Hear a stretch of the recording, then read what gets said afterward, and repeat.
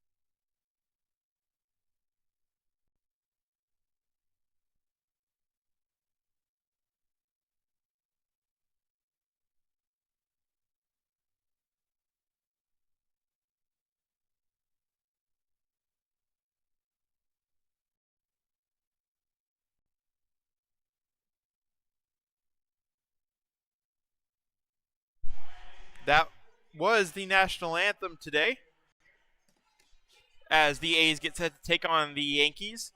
And update, I don't know if you guys saw the promotional stuff I put out earlier this week or weekend.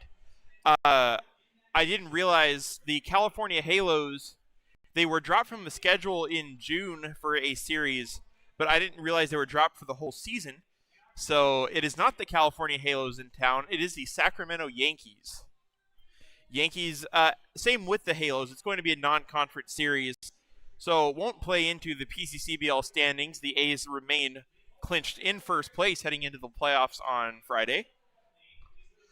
But so we will have the Sacramento Yankees instead of the California Halos today.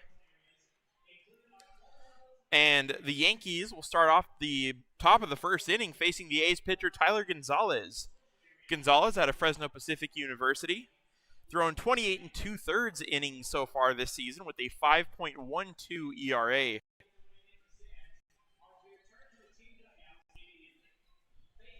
Gonzalez been better as of late. He had that start. It wasn't his last start, but 2 starts ago he went out and threw 7 innings of 2-run ball. That was back against the Anchors in a very pivotal series.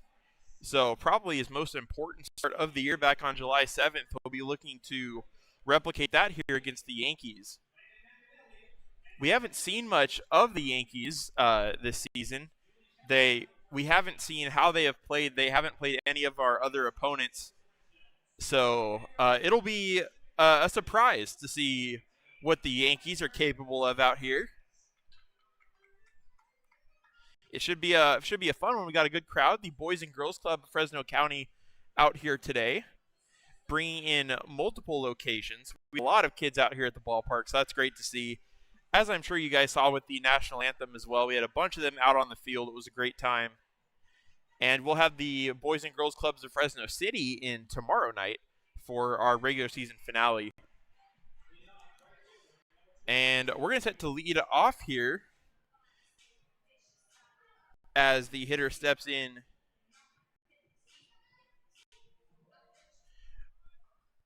Looks like I need to take care of something with the lineup real quick. Let me figure out. It's Robert Garduno is the starter, or the leadoff hitter, for the Sacramento Yankees. Gonzalez's first pitch is up the middle. McAnally stops it, but he won't be able to make the play. First official pitch is 6:02 p.m. tonight, and the Yankees will have a runner on the infield single. Let me put up the lineup, and then I also need to change the hitter. So that was Garduno. Now hitting for the Sacramento Yankees is going to be Ferris Finn.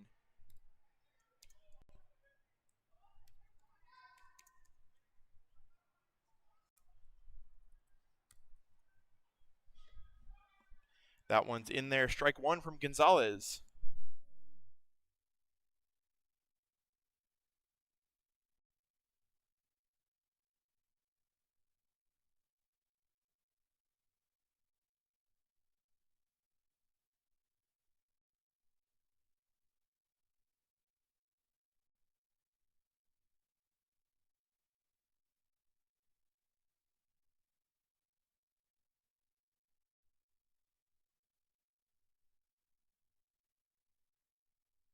That one's in there. 0-2.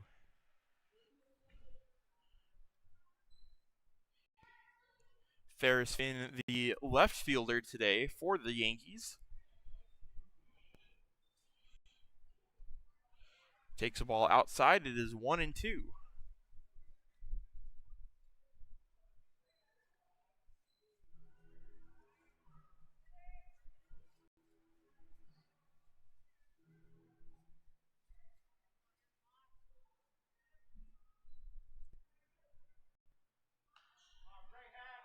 That one is fouled away. He stays alive into the crowd. It'll be a souvenir.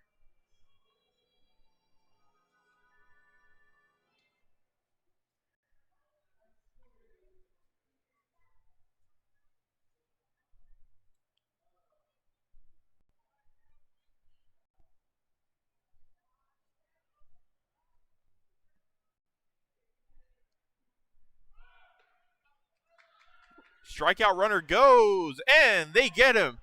Strike him out, throw him out. That's a double play for Gonzalez and the A's. And just like that, there's two away.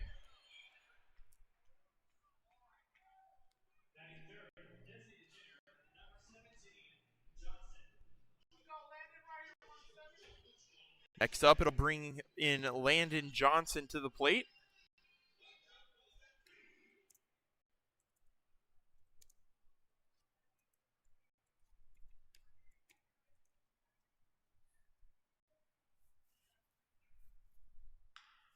That one's hit to first. It's going to get through for a base hit.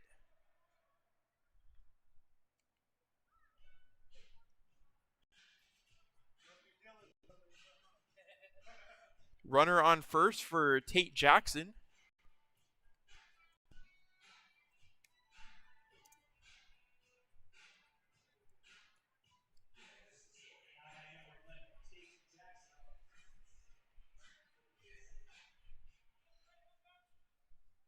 Jackson, the shortstop today for the Yankees.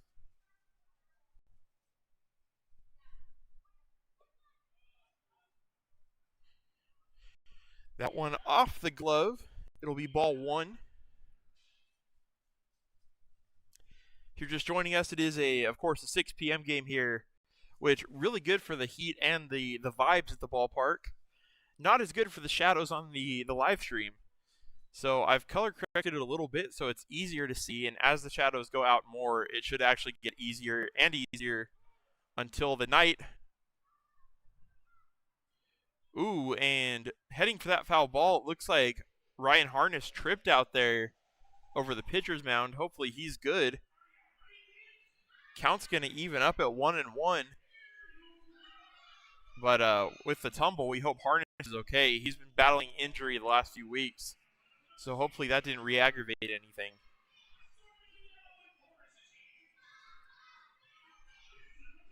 He gives the thumbs up from right field. He's good to go. And we're going to get set for the 1-1 pitch.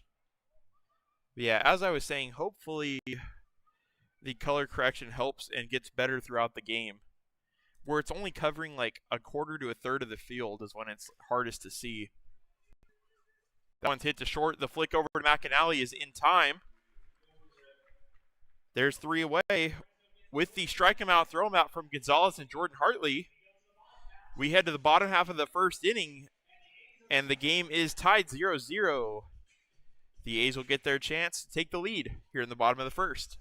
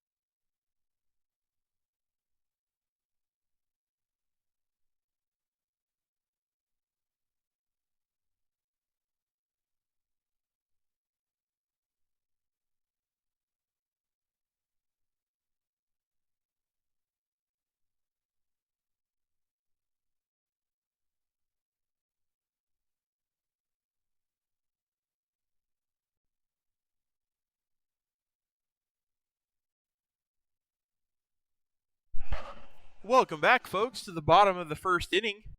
Robbie Papel is going to lead it off for your Fresno A's.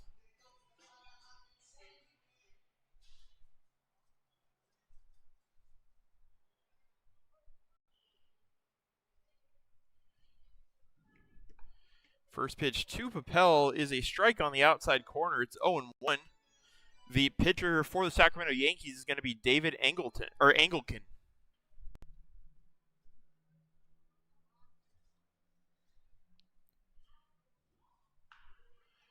Chopped foul, 0-2.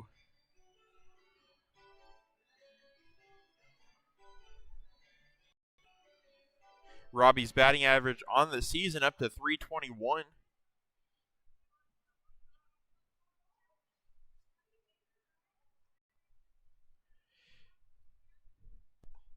That one misses outside, 1-2. And also, looking at the stats, despite being the leadoff hitter usually when he's in the ball game, he is second on the team in RBIs with 29. So he's looking for his 30th today. That one's popped up. See if anyone can get there. It will bounce off of the glove of the first baseman, and Papel will get to see another pitch.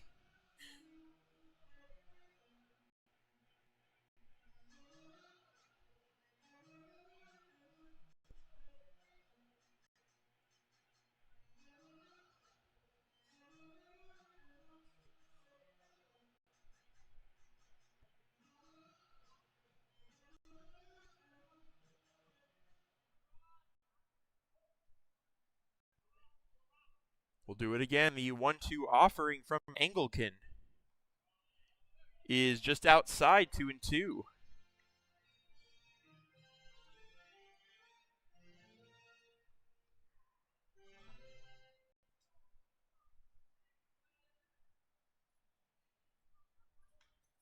Fouled away. Papel battling here. It's 2-2 again.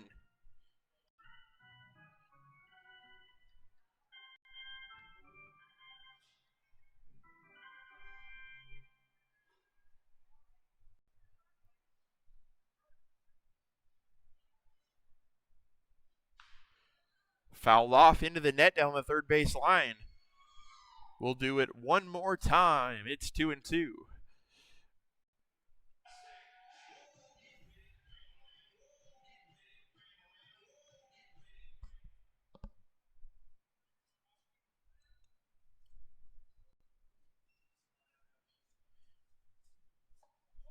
Pitch misses. We've worked into a full count here. Papel battling.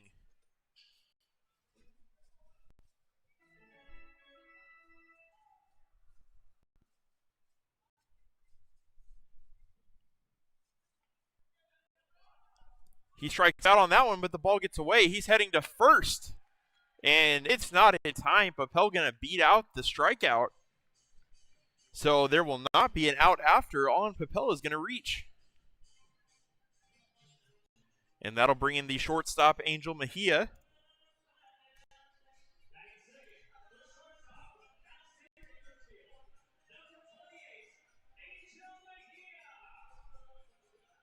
Mejia third on the team in RBIs with 21.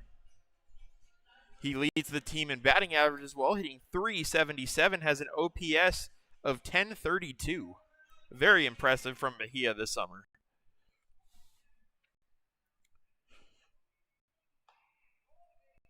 Takes high and away, ball one.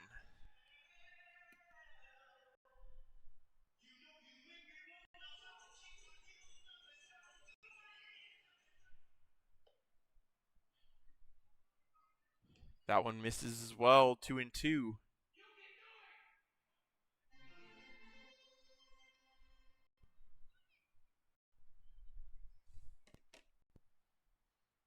Or sorry, 2-0. That one's inside, 3-0.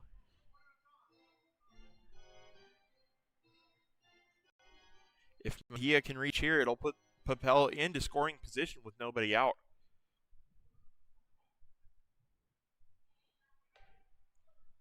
And it does miss. It was a close pitch, but a little bit outside, and Mejia takes the walk.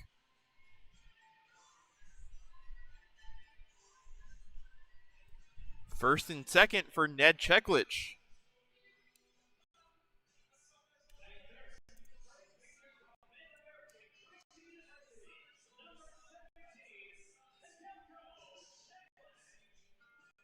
Cheklich over at first today.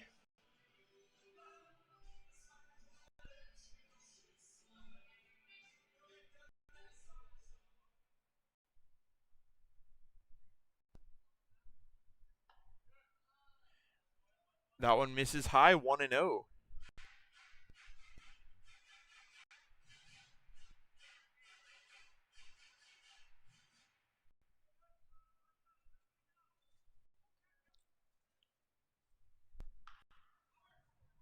Hit foul off the railing of the A's dugout, 1-1.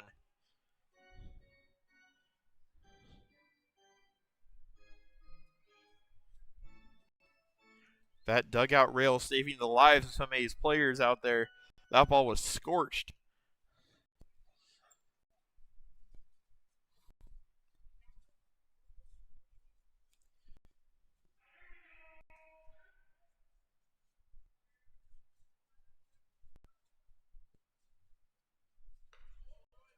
Takes it high and away, 2-1.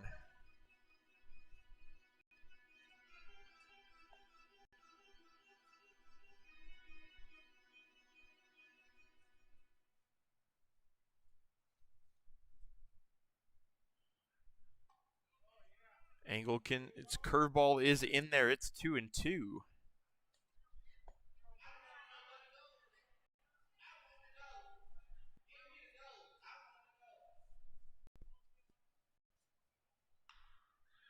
Cheklich hits that one into left field. It's likely going to go foul, and it does. Don't see too many of those from Ned. Normally a very Deadpool hitter, but takes that one the opposite way.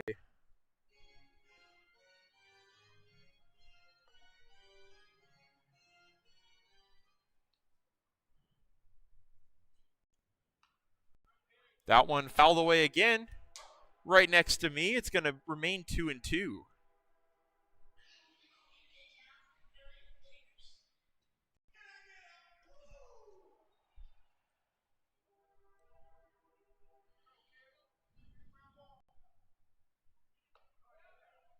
Takes high, full count. The A's making David Anglican work this inning.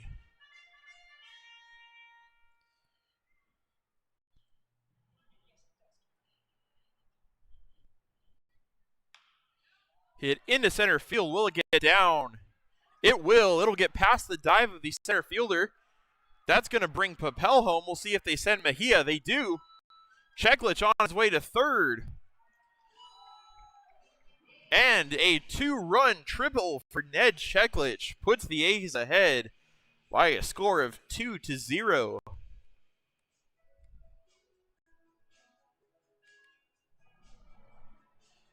Big swing of the bat from Cheklich. The center fielder for the Yankees was a little aggressive on it, made the dive and couldn't come up with it, and it rolled past him. And I believe since he didn't actually drop the ball, it just got past him, that will officially go down as a triple and 2 RBIs as well. We'll see what Brady White can do. Brady White had a 4-hit game on Sunday, and he continues that here with an RBI single. 4 straight base runners for the A's lead to 3 runs. Brady White comes through with the RBI. And Caleb Rico steps in.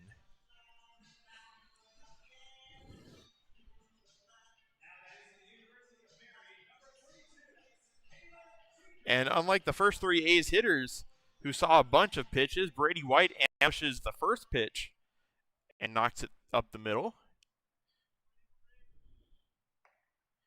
Cut on and missed from Rico. Strike 1.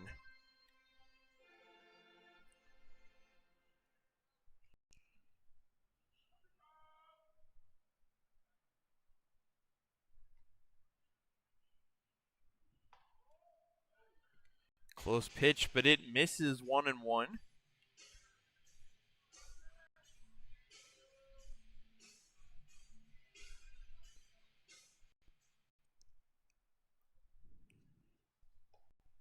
Pitch outside, they throw back to first. Brady White is back there safely. It's going to be a 2-1 count to the third baseman, Caleb Rico. With Kinzel getting the day off and Theo Wood dealing with injury, we have Cheklich at first and Rico at third, which he's gotten a little more recently. That one's popped up into right field. It's going to be caught for the first out of the inning.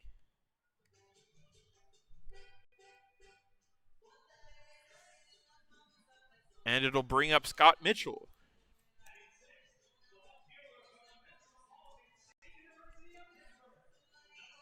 Mitchell, let's see where he's playing today because Harness is out in right field. That's where Mitchell usually plays when he's out there. Mitchell getting the start out in left. White is the DH.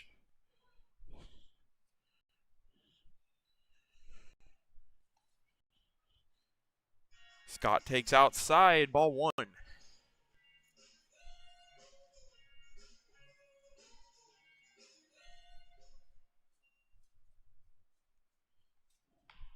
Mitchell hits that one through the gap by second base. That's going to be a base hit. And it's first and second, 1 out. Third hit of the inning for the A's.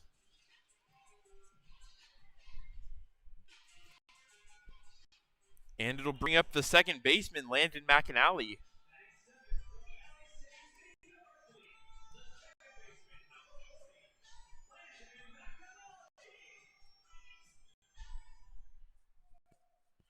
And so according to, well, real quick, that one's a little blooper out to second. They can only get 1 at first. So it's going to be 2 down. Runners move to second and third.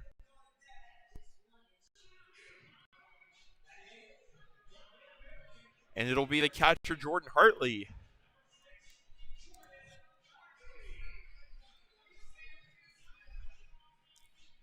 So now after that pitch, Engelken has thrown 29 pitches here in the first.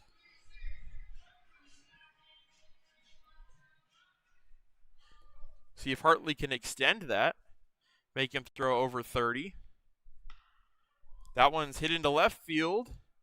It's deep, but it's going to be foul. 1-0, and that is the 30th pitch officially of the inning for David Engelken.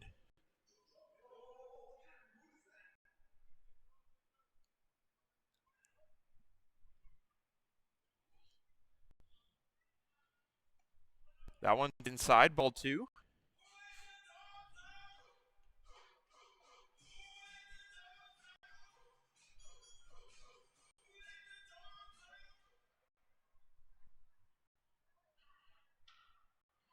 Hit into center field.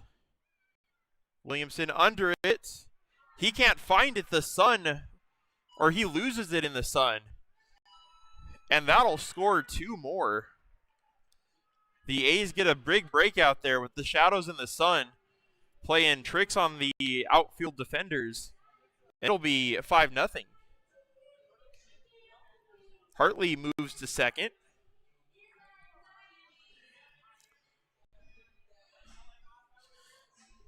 Not a fun inning out there for the center fielder. I believe it's Lionel Williamson.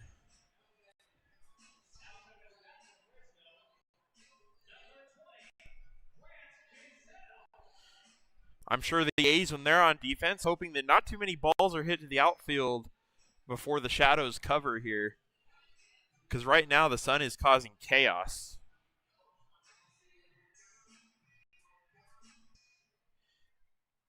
And this wasn't in the lineup. We'll see. Ooh, that's not a good sign. Pinch hitting for Ryan Harness, who tripped over the mound. Racing for a ball is Grant Kinzel. Kinzel originally was set to have the day off, but he's coming in, I assume, for an injured Harness.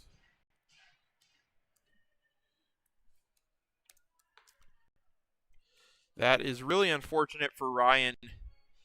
He had the big hit in the ball game on, I believe it was either Friday or Saturday. I have to go back.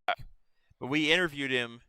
It was Saturday, because I remember we interviewed him earlier in the week as well, and he was battling a re-aggravated hamstring injury. So he had just gotten back this last weekend and already out of the game today. We hope he's okay. Meanwhile, to Grant Kinzel at the plate, it's 3-1.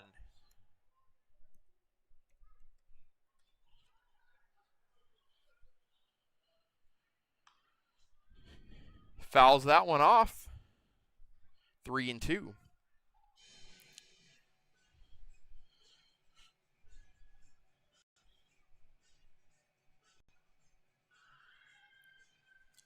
It's going to be a payoff pitch to Kinzel, and we'll see how the A's maneuver the defense. That one's hit to third. The throw across the diamond is in time to retire the side, but the A's put up a big first inning. They get 5. The biggest hit of the inning, a 2-run triple off the bat of Ned Cheklich, and the A's are rolling early. It's going to be 5-0 as we head into the top of the second.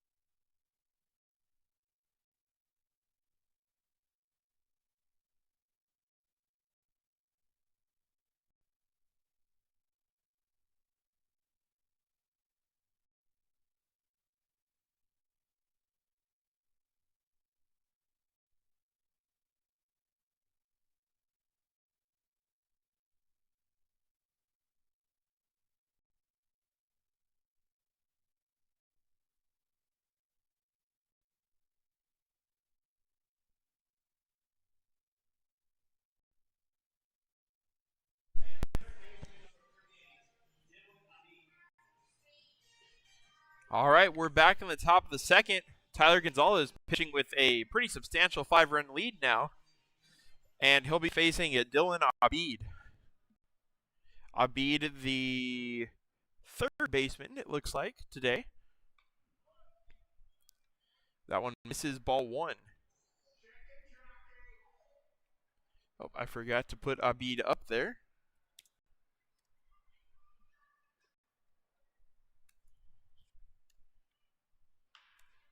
He gets that one into center. It's going to get down and get past Papel. That's going to allow Dylan Abid to get to second base. So it'll likely go down single and error possibly. Regardless, Abid's going to be at second for the number 6 hitter today.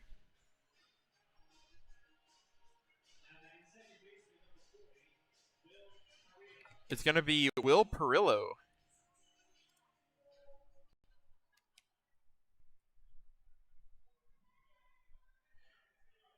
Perillo, the second baseman.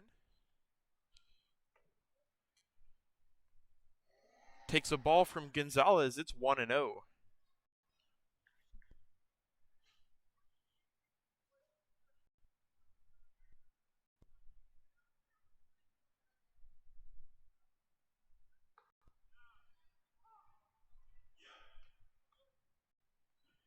That one is in there, strike one.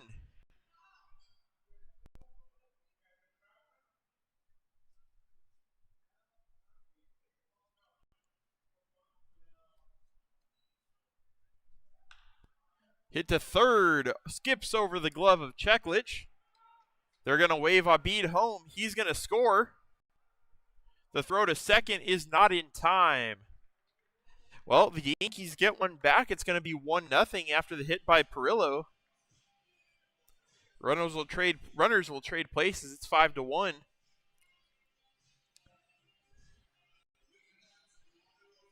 And stepping up now is going to be Mike LaPlaca.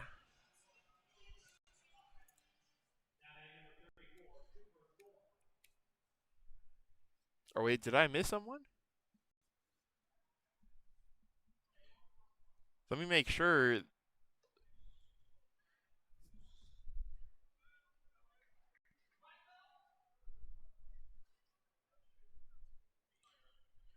No, that is correct. It is Mike LaPlaca.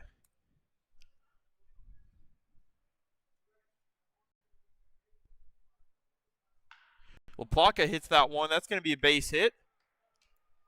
Bobbled out there, but hit too hard to send the runner. So it'll be runners at the corners now for the 8-hitter and center fielder Lionel Williamson.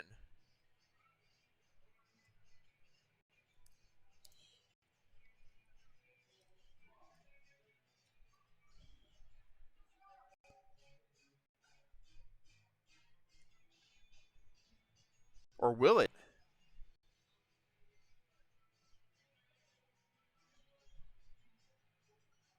Ooh, that's not good to see out there. There was a break in the action. Scott Mitchell, after making the throw over, is down in left field. Trainer coming out. He looks to be in some pain. Hopefully he ends up being okay.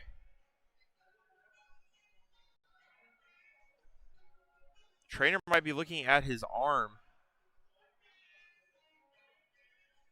I don't want to speculate anything, so we'll see if we can get more of what happened in just a moment, but we're going to step aside as it looks like we'll have a pinch hitter as well when we get back.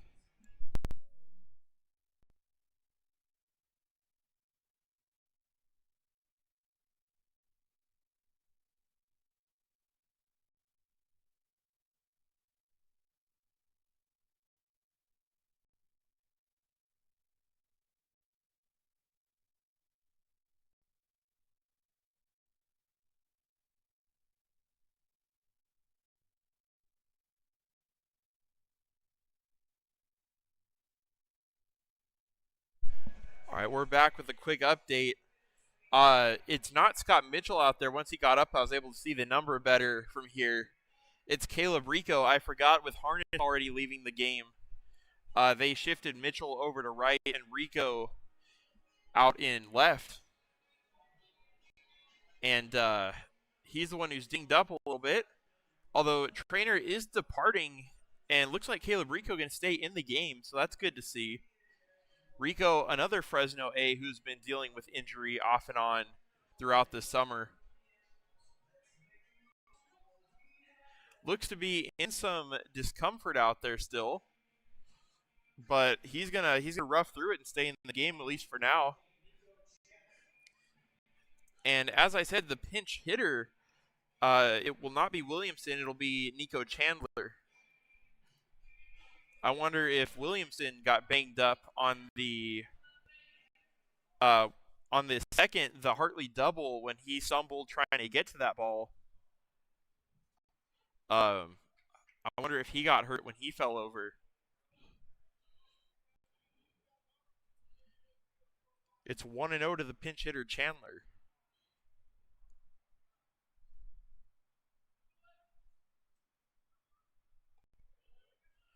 That one's in the dirt. It's going to allow the runner to get to second. Good job from Hartley not allowing the runner at third to score. It'll be 1-1.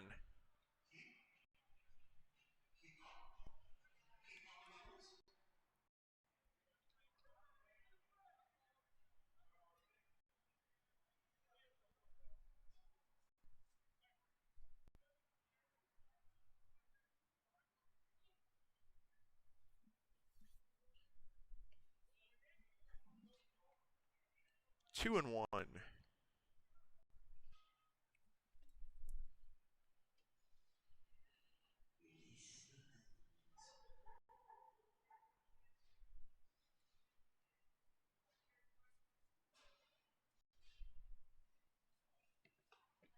That one's in there. Evens up the count. 2 balls, 2 strikes.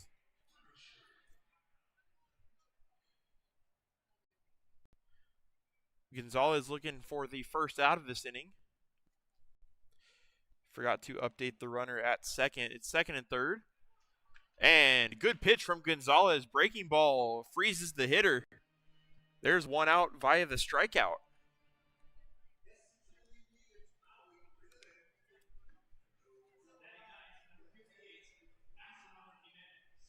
And it'll bring up the number 9 hitter, Massimo Jimenez.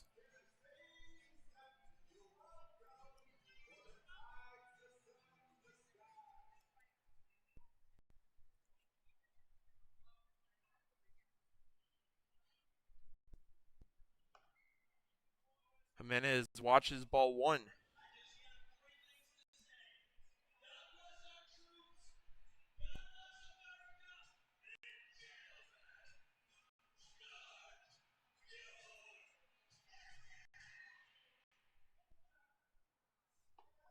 Cut on and miss, strike 1.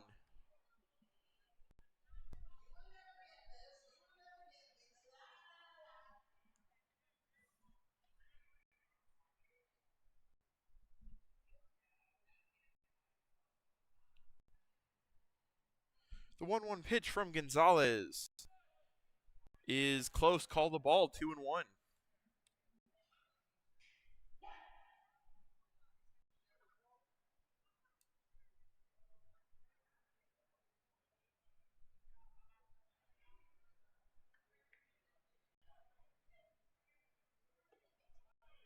Pitch misses low, 3-1. Top of the lineup, and Robert Garduno awaits Tyler Gonzalez on deck.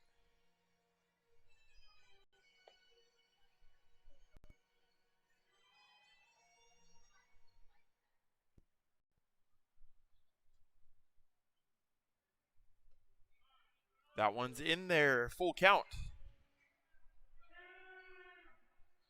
Gonzalez hoping to get another strikeout here, I'm sure.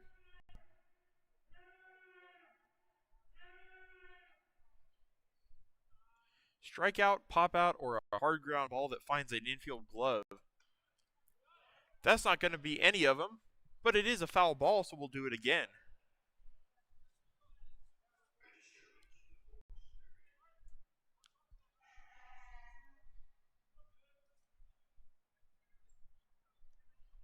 Let me see if I can make this a little bit brighter.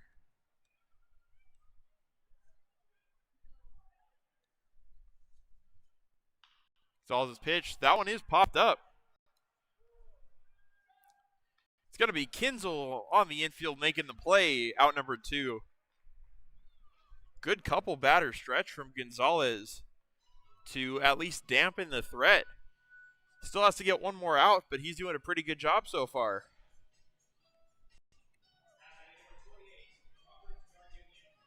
Garduño is going to step back in.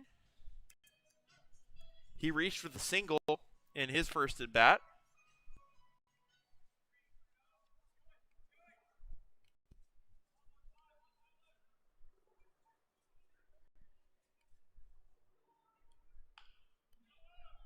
That one's fouled away.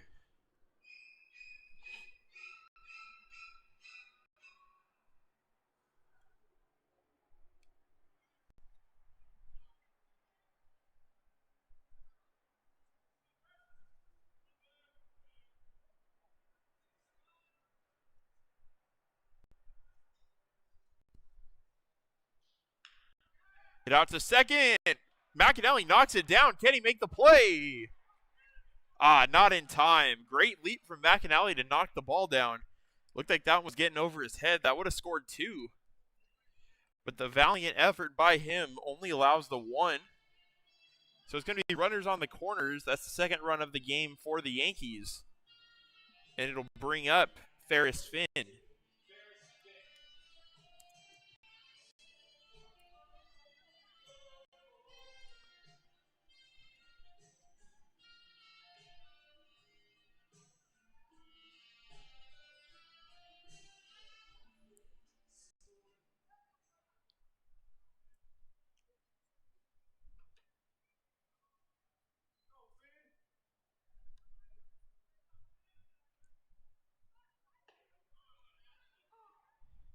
In there. Strike 1.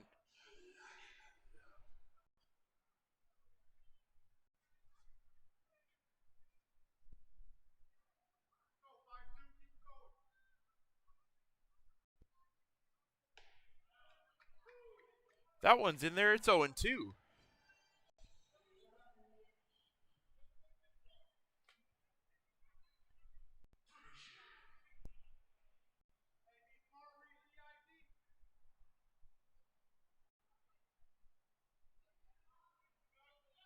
Runner goes. This one's popped up.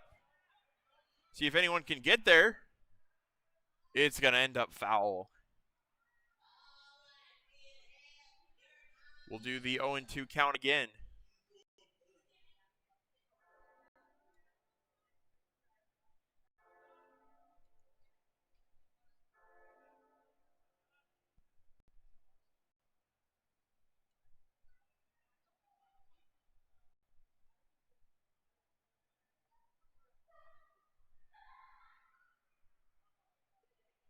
Strike 3. Gonzalez gets the strikeout. That'll end the inning. The Yankees respond with 2 of their own, but the A's are still going to lead it by a score of 5-2 as we head into the bottom of the second.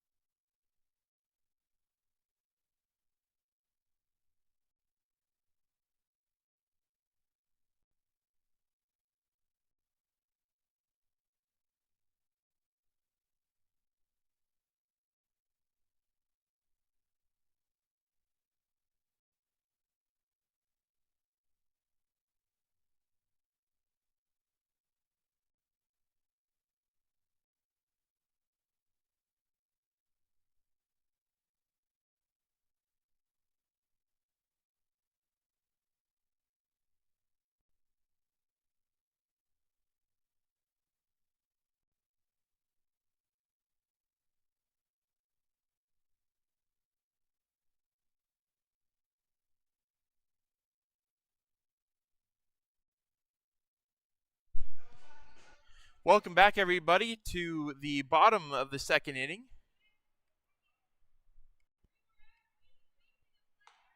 It's going to be Robbie Papel leading off for the A's.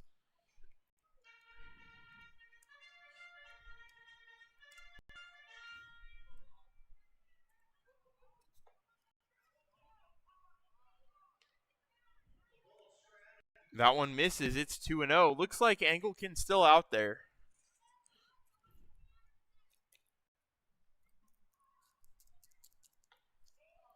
That one misses 3-0.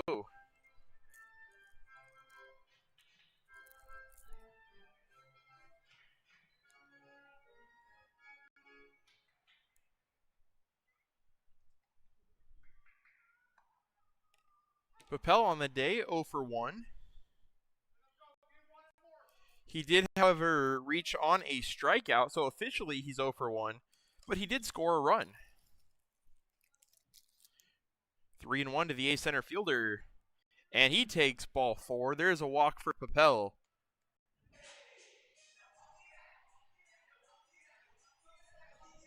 And it's going to bring back up Angel Mejia. Mejia took a walk his first time up to the plate.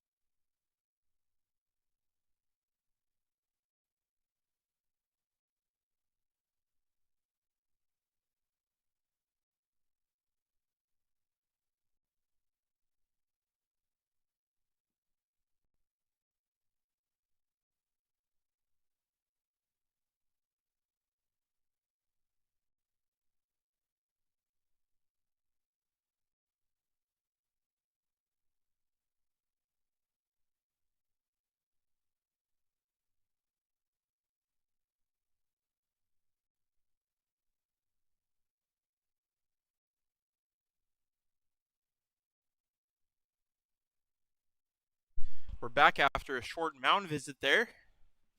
Anglican going to stay in the ball game. Swung on and missed, 0-1 by Mejia.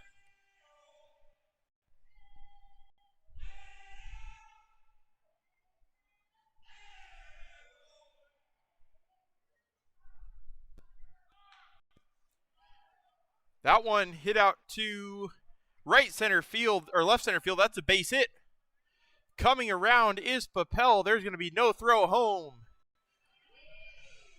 Mejia with an RBI double, and it's 6-2.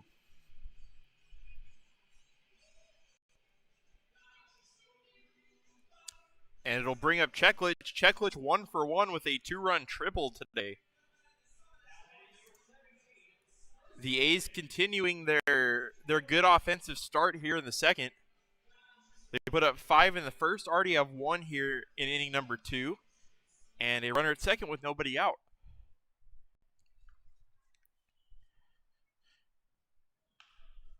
That one's hit to center.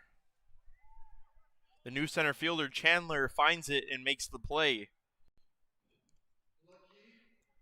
1 away, and it'll bring up Brady White. White, also a benefactor of an RBI single his first time up.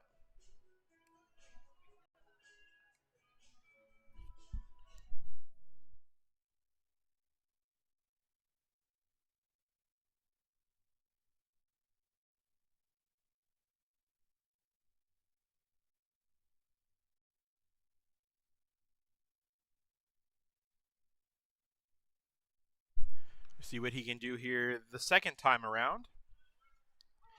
Takes a strike from Anglican, 0-1.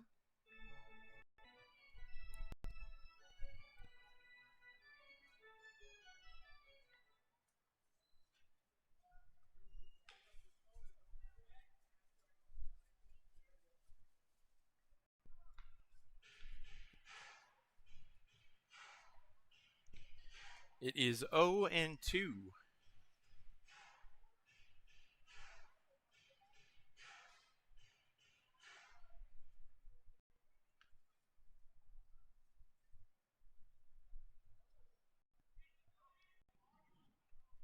That one misses low and in, 1-2.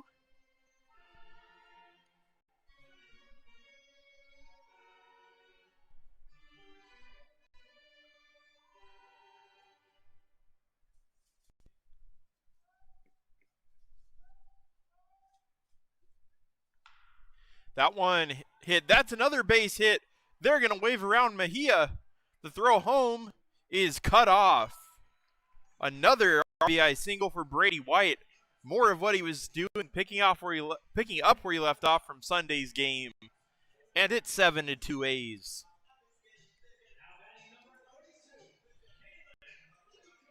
And good to hear the familiar walk-up song of Caleb Rico as he remains in the game.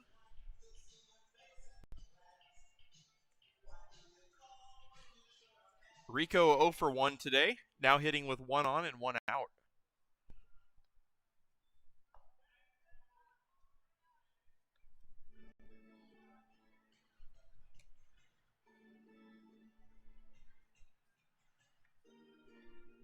One and 0 to Rico. Rico hits that one to short.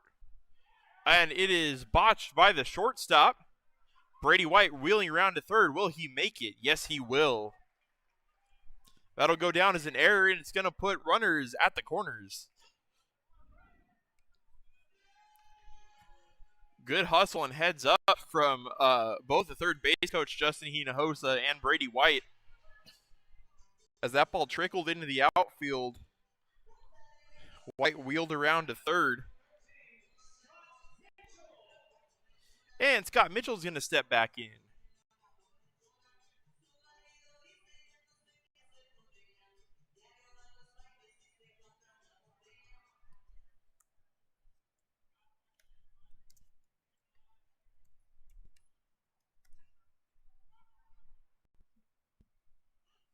Throw to first. Good pickoff move, but not in time.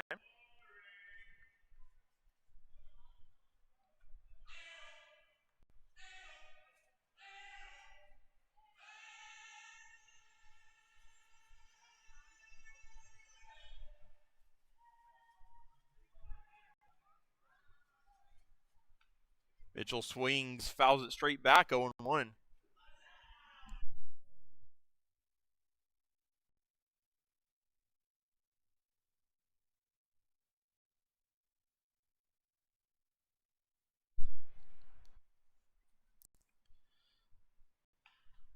Mitchell fouls that one off.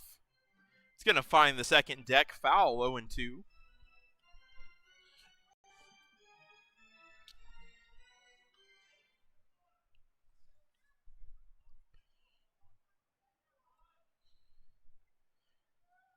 I'm going to check on what the quality of the stream looks like. Still a bit dark. That pitch misses. Going to allow Caleb Rico to go to second. I'm going to play with the filters a little bit more here.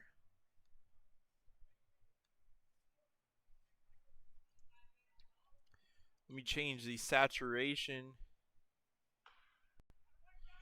That one's popped up.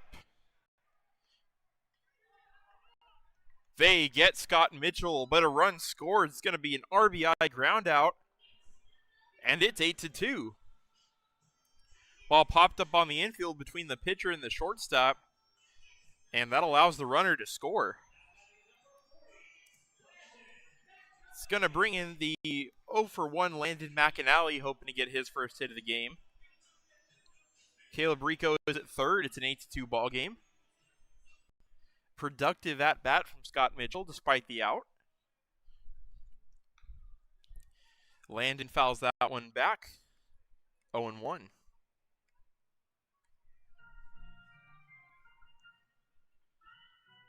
Trying to find the balance of making the screen bright enough where you can see behind the shadows without oversaturating everything out behind it. Landon gets a hit. McAnally has his RBI single. The A's hit parade continues. It's 9-2. Good piece of hitting from McAnally. Just fights it off the opposite way. Shoots it out into left field.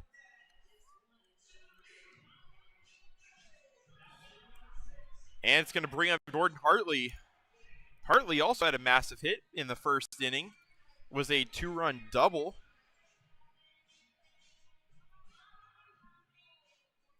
See what he can do in round number 2. Hits that one into left field. See if anyone's going to get there. They will. Nice catch reaching back on it. Kind of overran it. But lunges back and makes the play. That'll end the inning. The A's get 4 more. And we're going to head to the top of inning number 3. It is now 9-2 A's over the Yankees.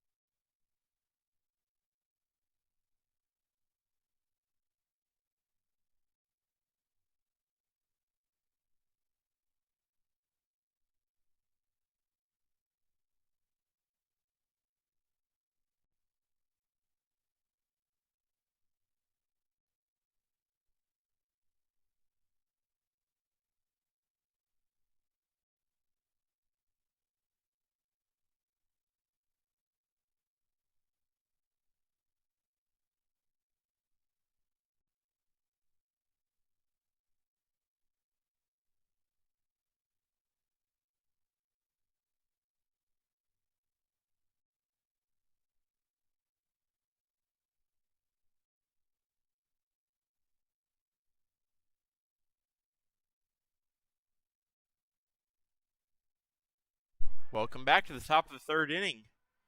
The Yankees designated hitter Landon Johnson is going to be facing Tyler Gonzalez. That one's inside, ball 1.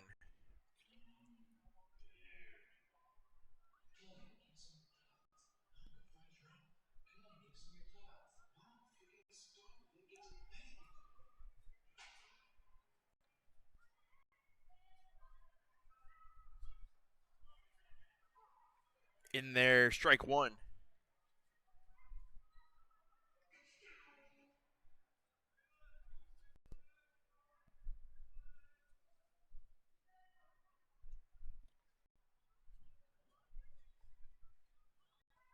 That one's low and away. 2-1. Looks like the Boys and Girls Club is departing the dugout, heading up to the concourse area. If you were tuned in during the between inning break, they had a catch the player game. It was Victor Leonardo for the A's out there trying to escape a very large group of Boys and Girls Club kids. He got was able to get around him for a little bit.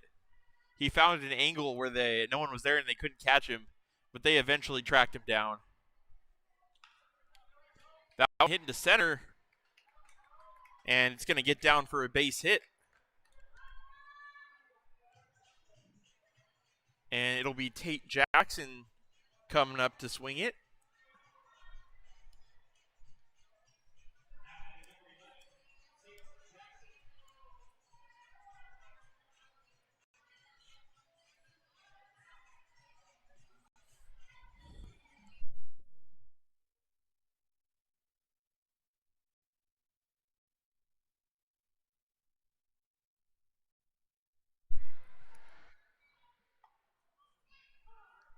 In there. Strike one.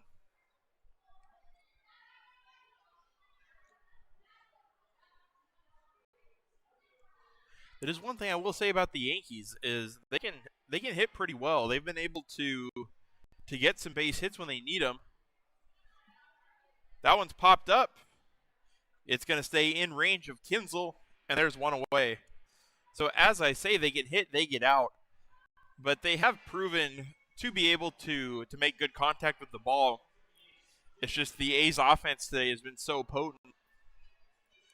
And Gonzalez, when he's needed to dig deep and get some outs, he's been able to get them. And a combination of those two factors really kept the Yankees at bay.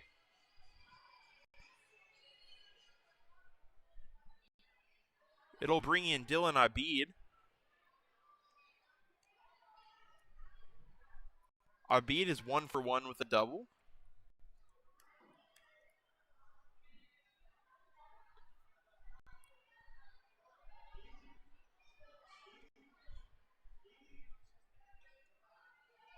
That one is outside, ball 1.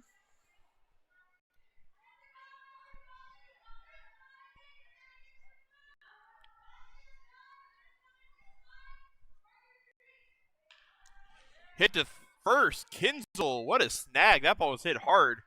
And he just picked it like he was picking a throw across the diamond.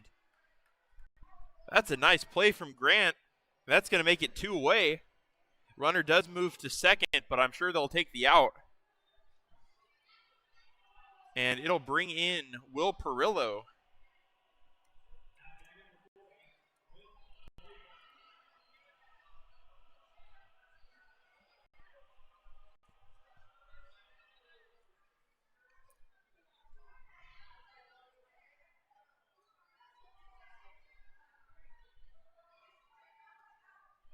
Perillo 1 for 1 today.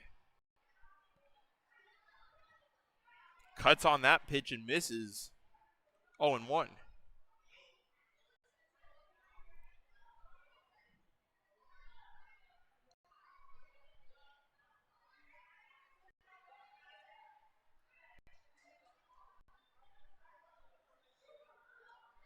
That one's outside, 1-1.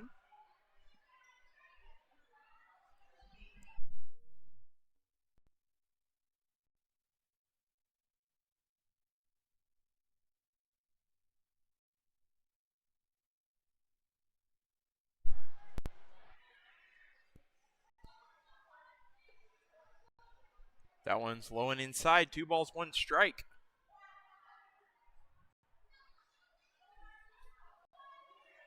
I just realized both second basemen wearing number 40 today. Both Perillo for the Yankees and, of course, Landon McAnally for the A's.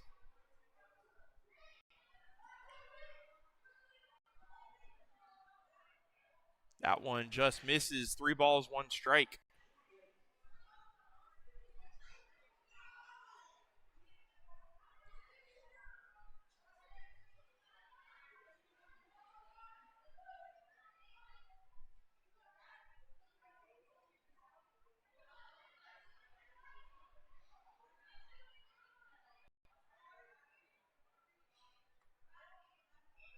And that's ball 4. Perillo takes his base. First and second now with 2 away.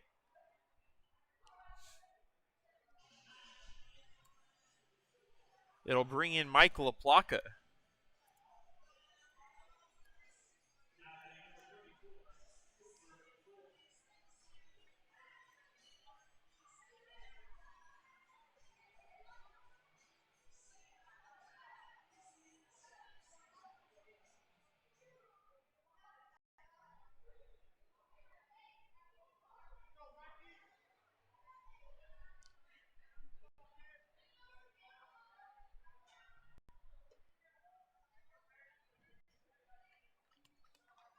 That one is inside, ball 1.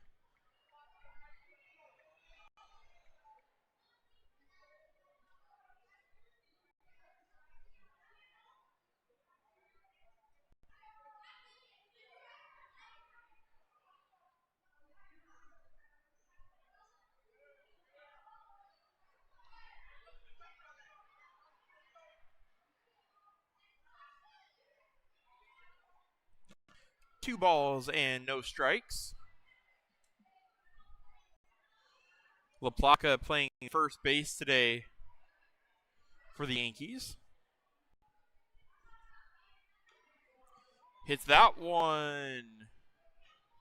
Looks like it's a dead ball foul, as it trickled into fair play but was immediately called off by the umpire. It'll be 2-1.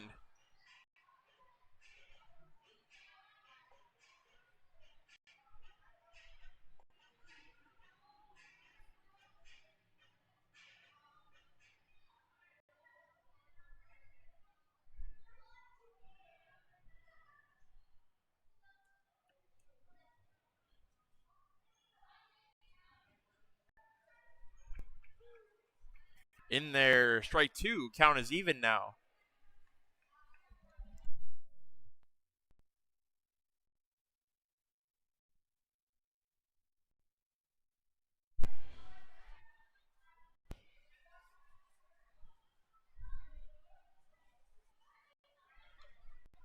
Fouled away. We'll do it again. 2-2.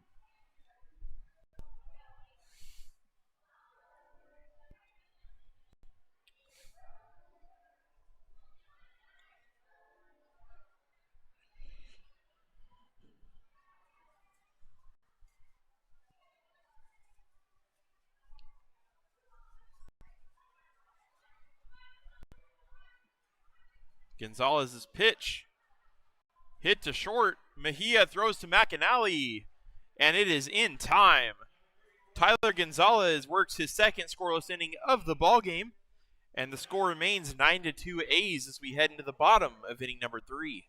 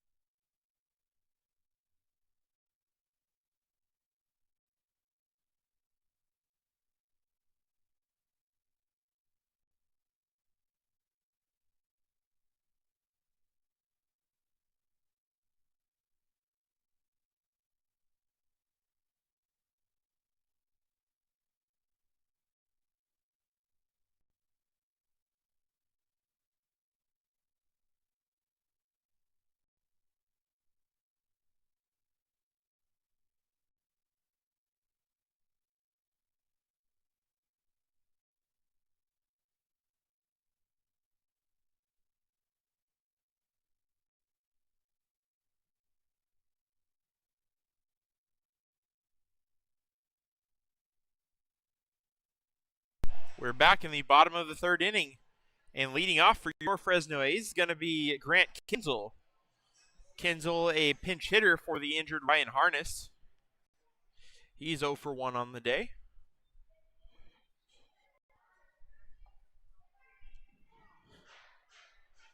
That one's in there, strike 1.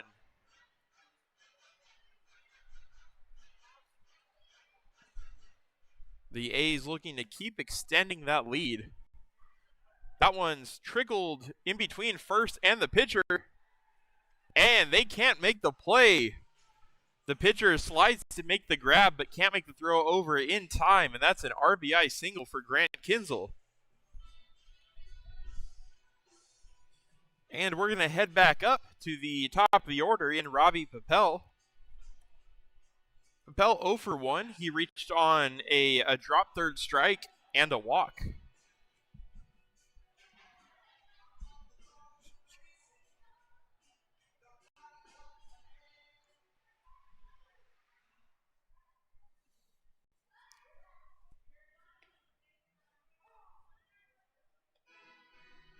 First pitch is in there, strike one.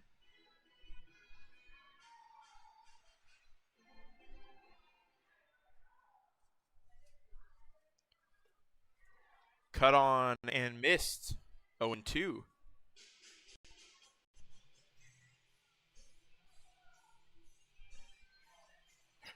Both times that Papel's been up to the plate, no matter the result, he's been able to get a lot of pitches out of Engelken.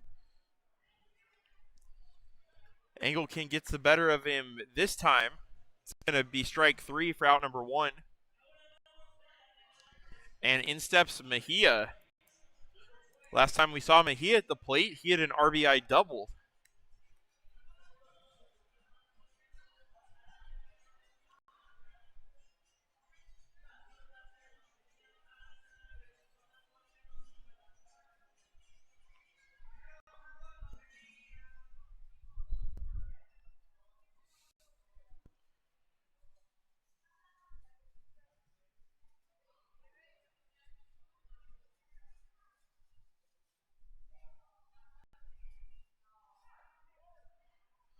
Pitch misses outside, 1-0.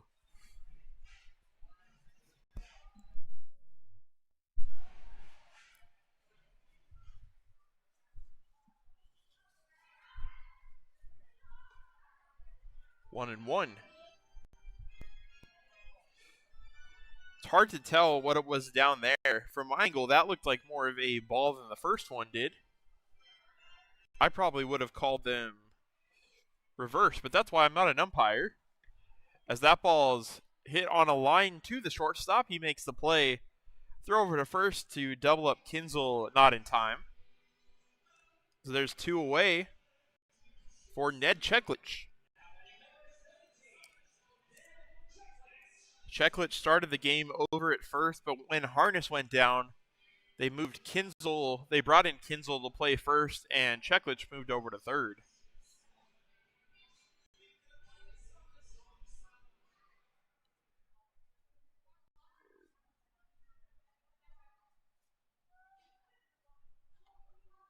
Takes a pitch outside, 1-0.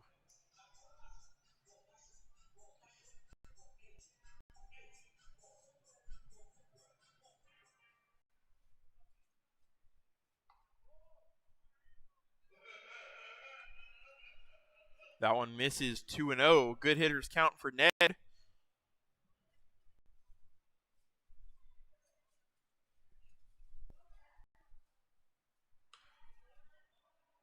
Foul away, 2-1 behind third base.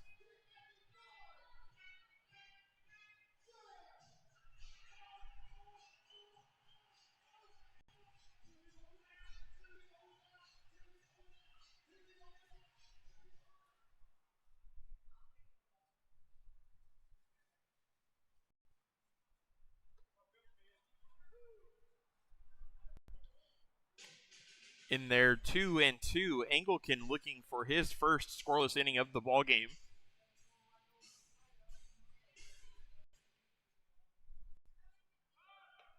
Pitches outside. Kinzel on the move, and he steals second successfully. Meanwhile, it's a full count at the plate. Kinzel, his second opportunity of this inning to show off the wheels.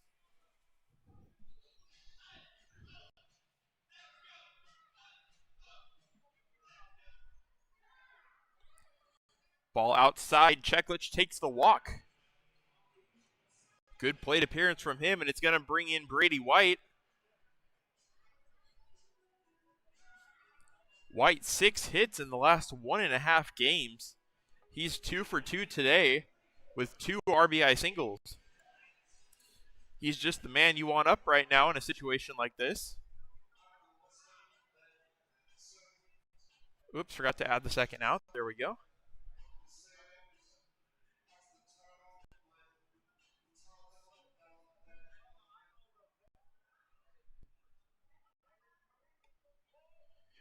Inside, good eye. 1-0.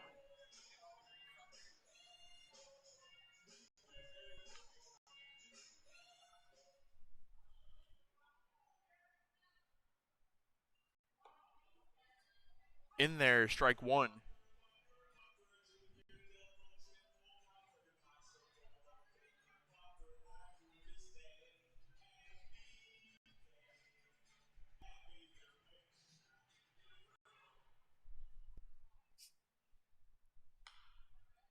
That one fouled off, 1-2.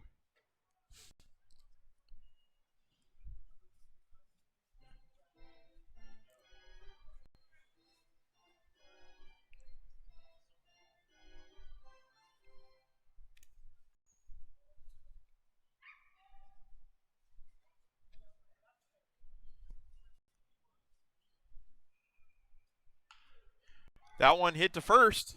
It's bobbled. See if Brady can beat it. He does.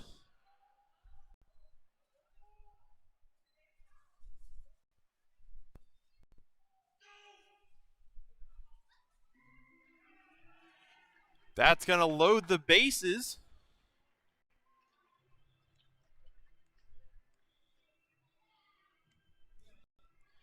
Don't know if that one will go down as an error or a base hit. But regardless, Brady's going to reach. And it gives Caleb Rico a shot with the bases loaded.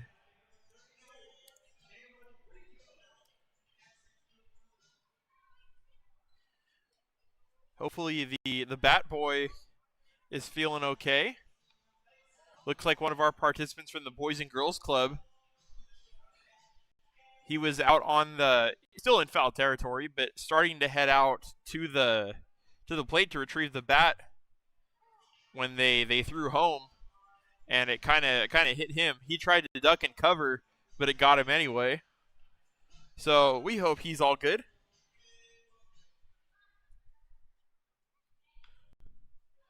That one's fouled off. 0-2 still for Caleb Rico.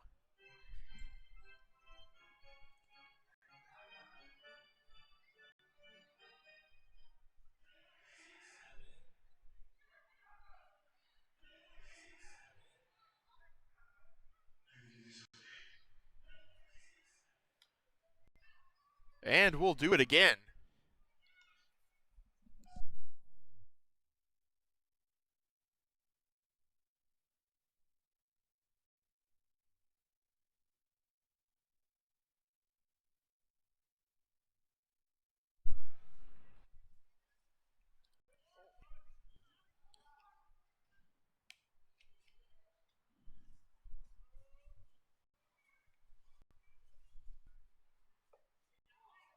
And called strike 3.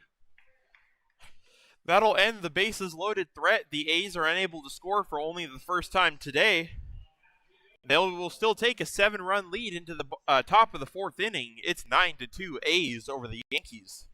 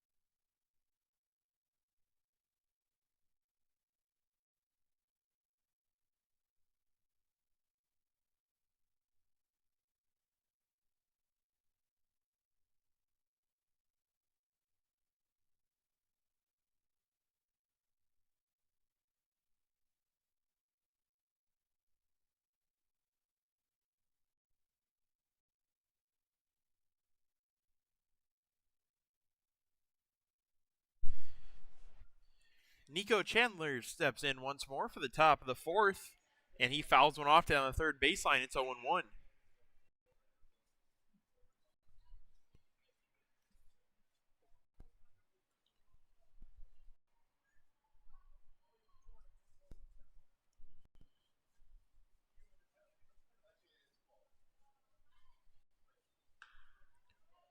That one popped up. Kinzel busy over there at first. He makes the play again. One away. And in steps in the number 9 hitter, Jimenez.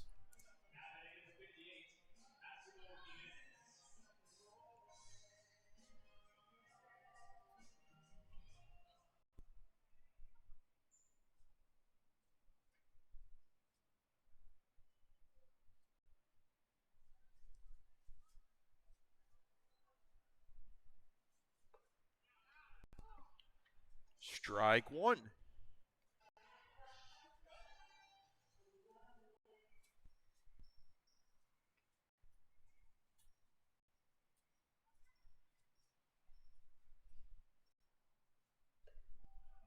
In there, it's a quick 0-2 count from Gonzalez to Jimenez.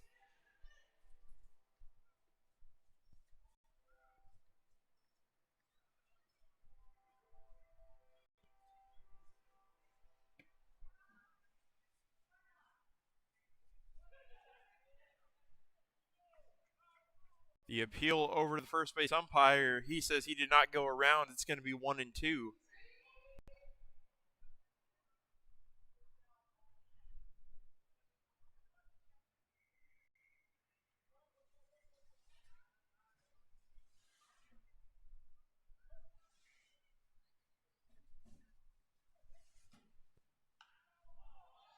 Fouled away.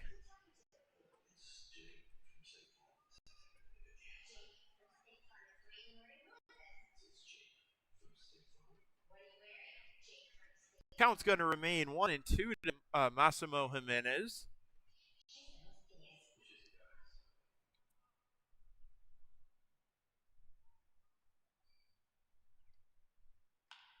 Hit up the middle, and he's going to win this battle. That's a base hit.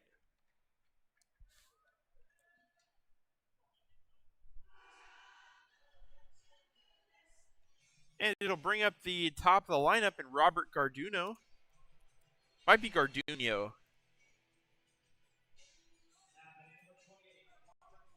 Either way, he's been good today. He's 2 for 2.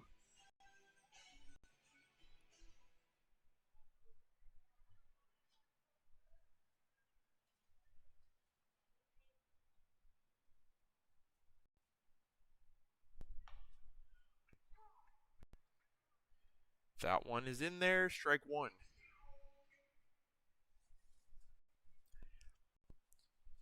The Yankees and the A's have the same number of hits with 8, but the A's have 7 more runs. And I'm sure, as you could imagine, as that one's fouled off, it's mostly due to walks, a couple errors, and the A's hits, a lot of them have been extra base hits, as the Yankees have mostly been singles up to this point.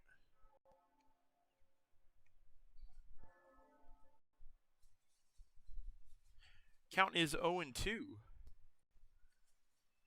Will Gonzalez be able to get Garduno out for the first time today? Runner goes.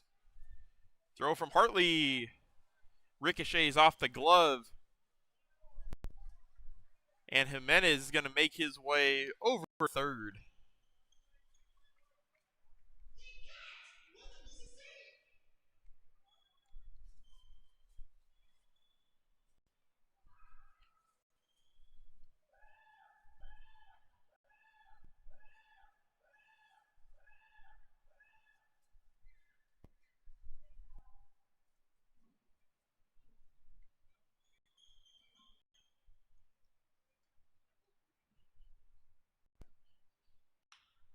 That one's hitting to center field. It's likely going to be a sac fly as Mejia corrals it. Throw home is a pretty good one, but the ball skips past Hartley. So there is going to be a second out. However, it is now 9-3 as a run comes in to score. And it'll bring up Ferris Finn, the Yankees left fielder.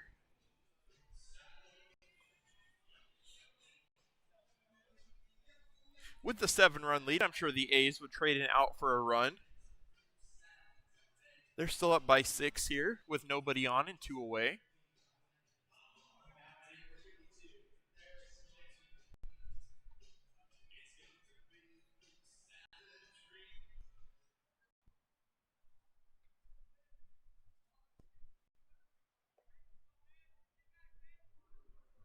That one misses low. 1-0.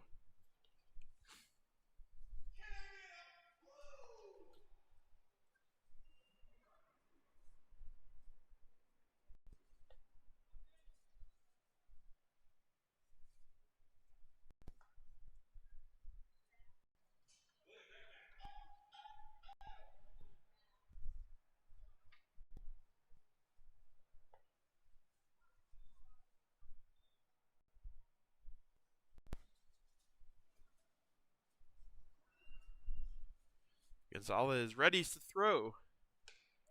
It's outside.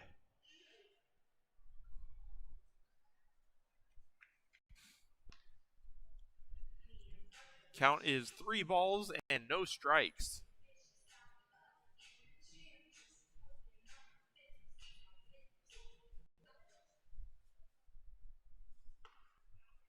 In there, strike 1. He gets back in the count.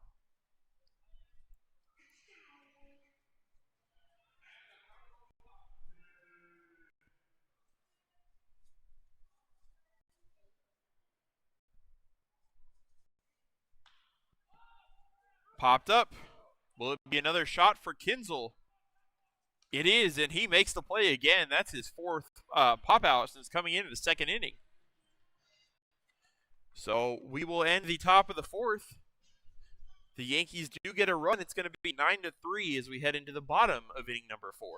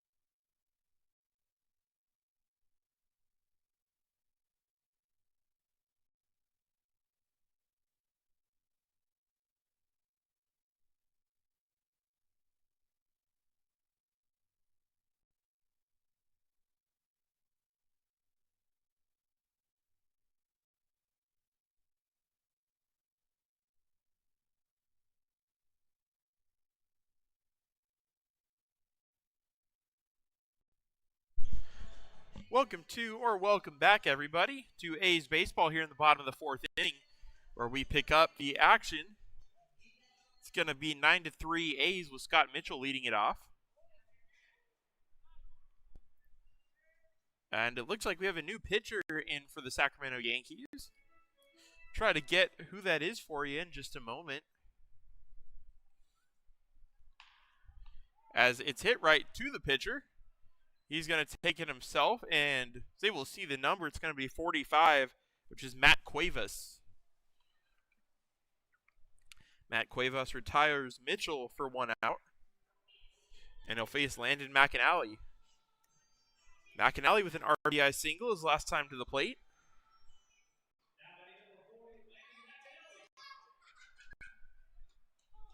Cuevas throws. It's in there for a strike, 0-1.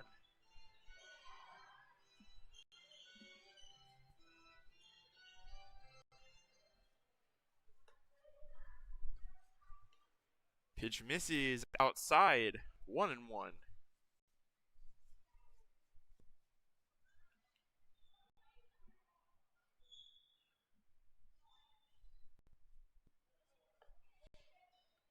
That one misses, 2 balls, 1 strike.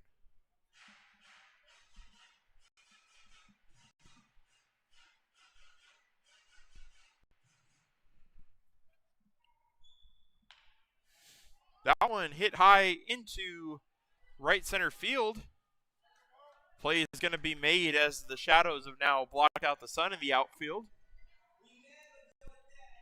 2 away. And it'll bring in Jordan Hartley 1 for 2 with the 2-run double.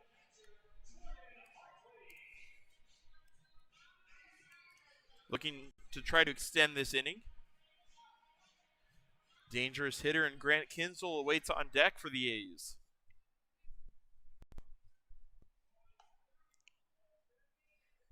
Pitch misses high and away.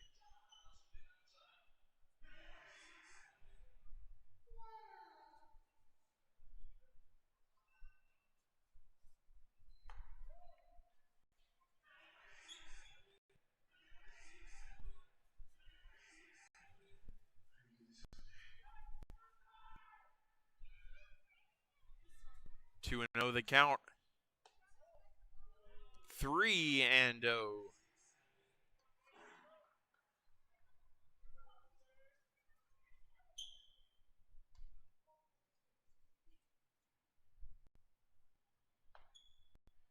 Takes that pitch for a strike. Looks like Hartley was taken all the way.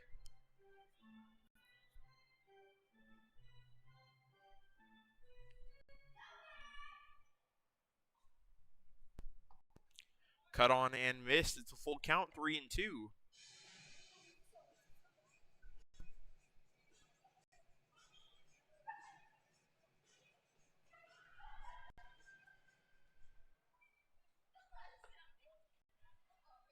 And Jordan Hartley takes the walk. It'll put a runner on for Kinsel, the A's leading RBI man.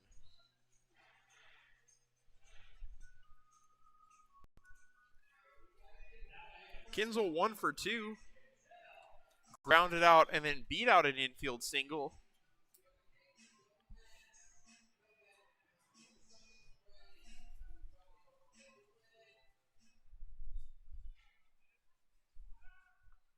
Throw over to first, not in time. Hartley back safely.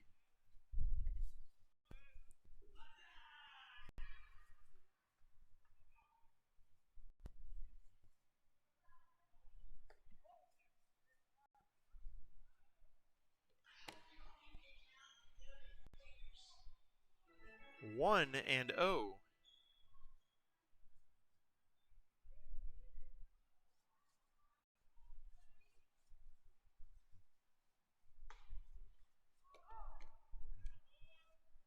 Whoops.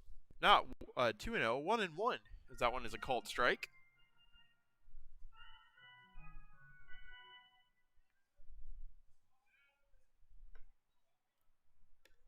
That one misses for a ball.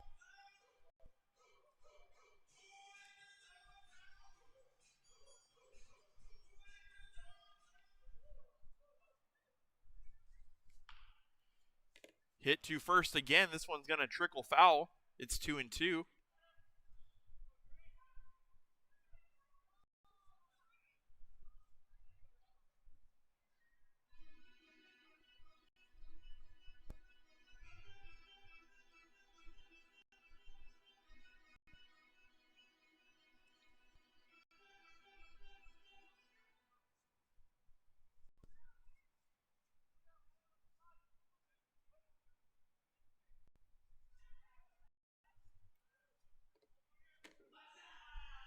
And we've got ourselves a full count.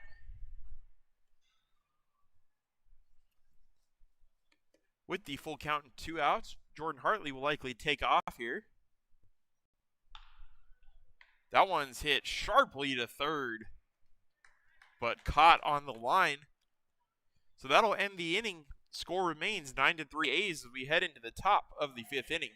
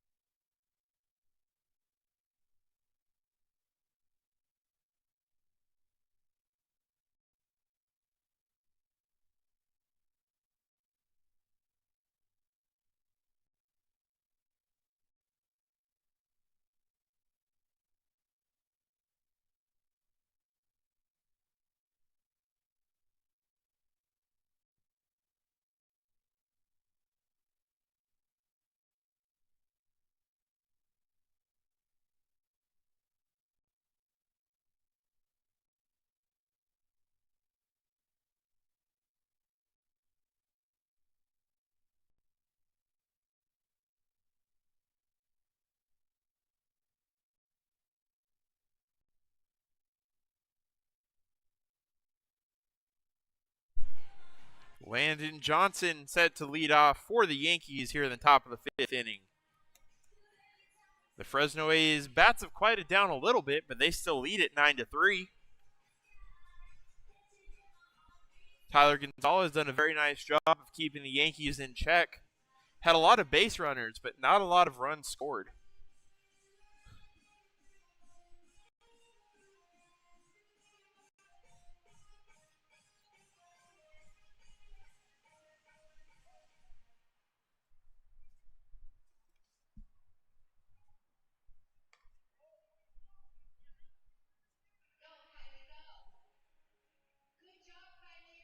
That pitch misses 1-0.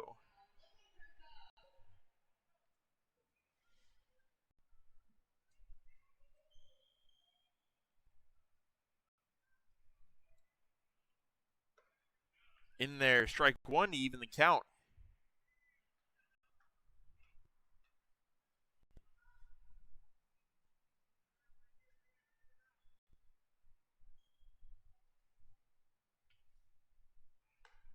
Cut on and miss. Good fastball, 1-2.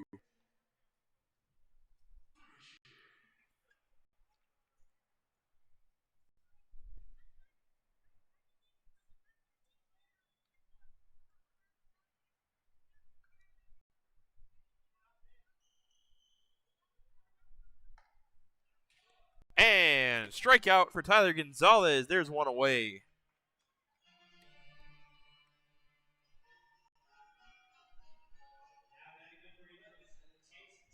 It'll bring up Tate Jackson.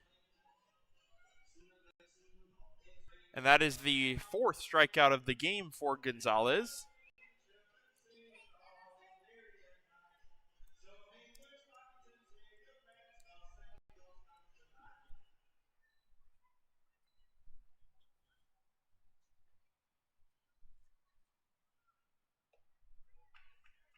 Pitch. Jackson's able to hold up, but it doesn't matter. It's a called strike 1.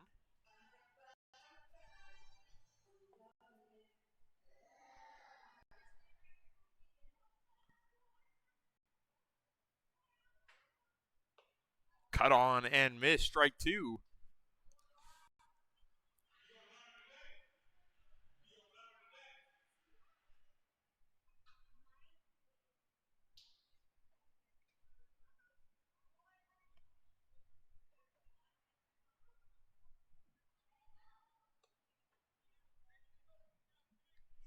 That one looked like a chase pitch, but Jackson doesn't go. It's 1-2.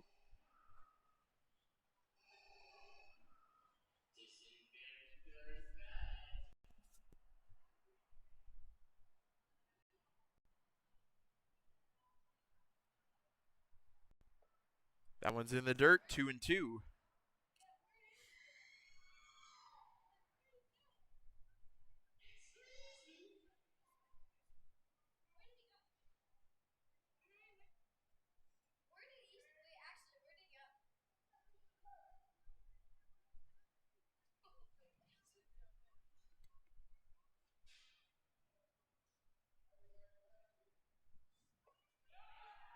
And called strike 3.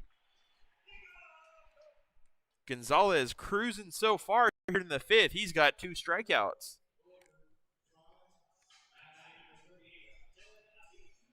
Dylan Abid going to step back in now, trying to be the hope to keep the inning alive for the Yankees.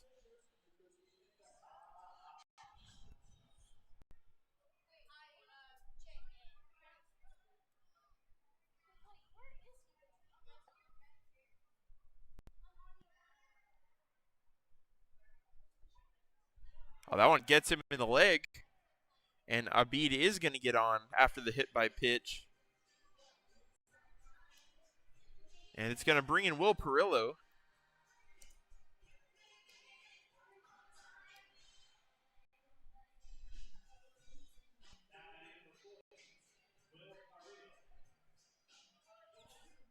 Perillo 1 for 1, also has a walk today. He scored one of the 3 runs for the Yankees.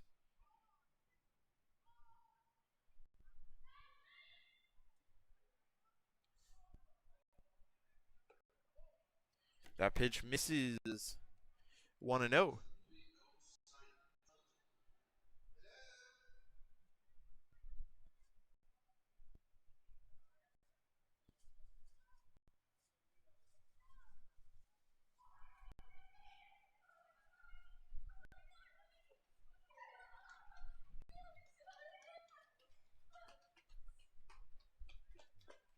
Two and 0 the count.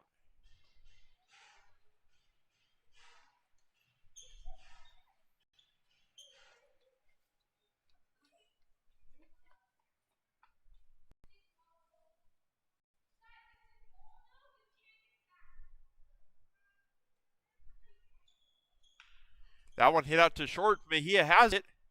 Will throw to first in time to get the out. Good inning by Gonzalez and the A's defense. We're going to head to the bottom of the 5th. Score remains 9-3.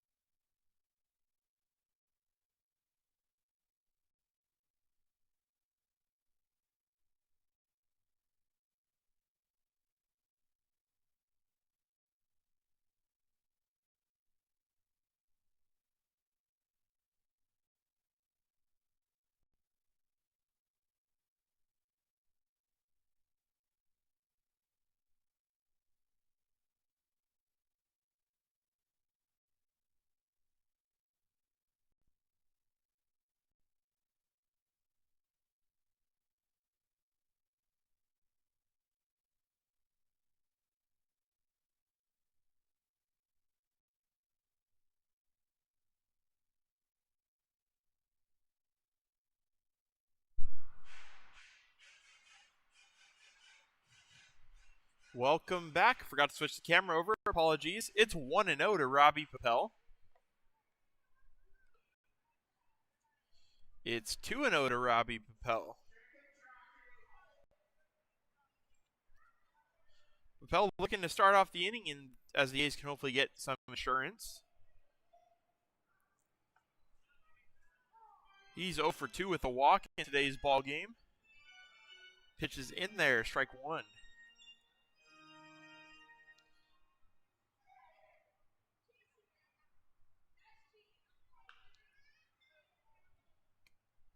That one fouled away, 2-2.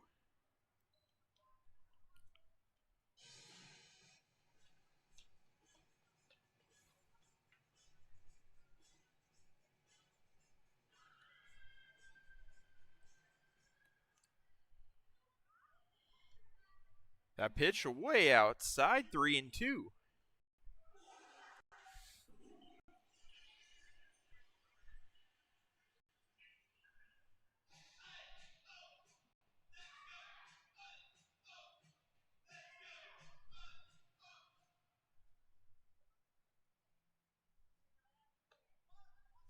And that one gets over the head of Papel.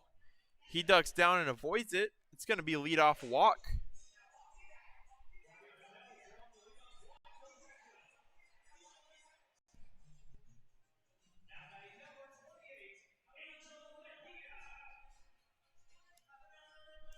And it's going to bring in Angel Mejia.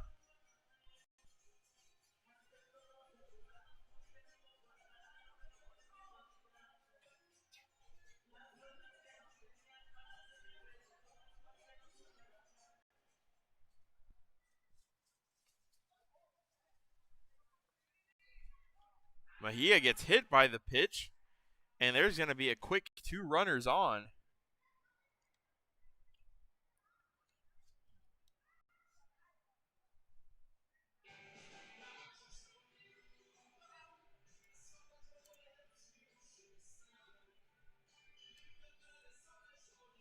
And Ned Cheklich going to step in. Cheklich 1 for 2, has a walk and, of course, the 2-run triple back in the first inning of this one.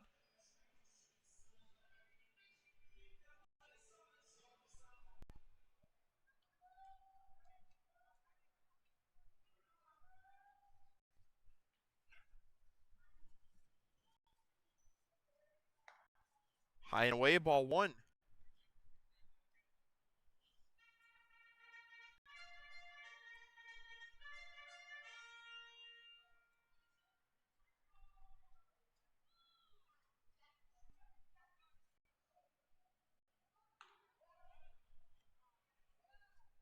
That one misses, 2-0.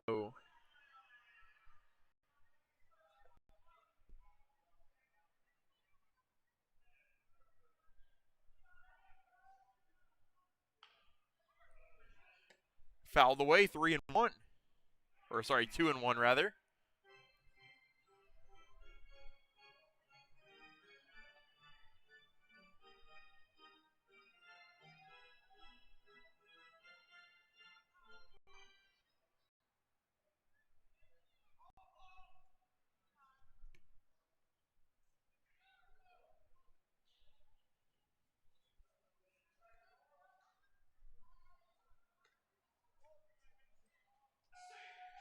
That one is outside. Now it's 3-1.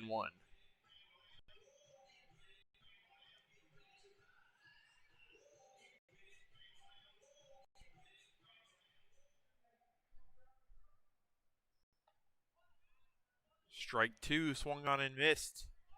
It's a full count now with runners at first and second and nobody out.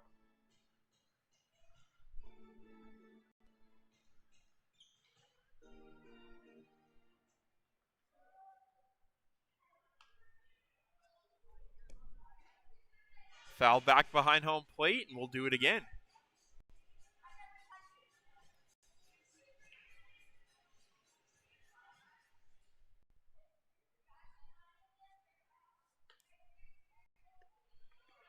And Cheklich takes the walk.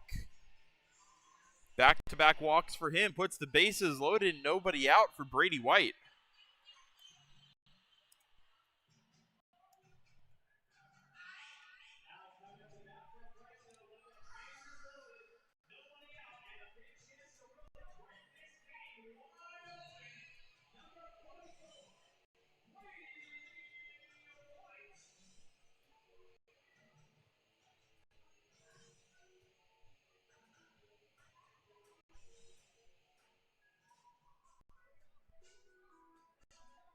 And after a quick mound visit by the first baseman and the catcher, Brady White is going to step in.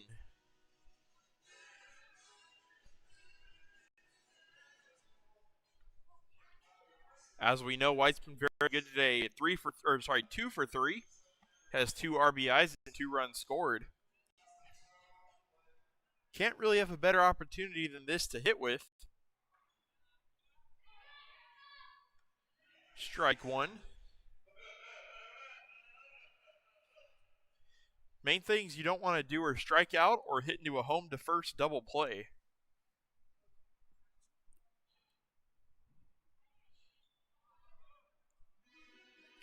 That pitch misses, 1-1.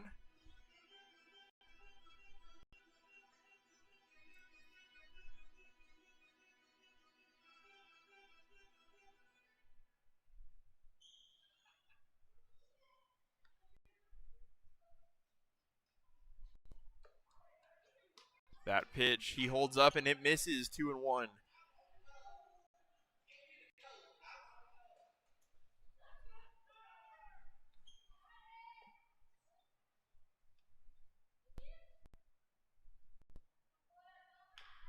That one hit to first, foul.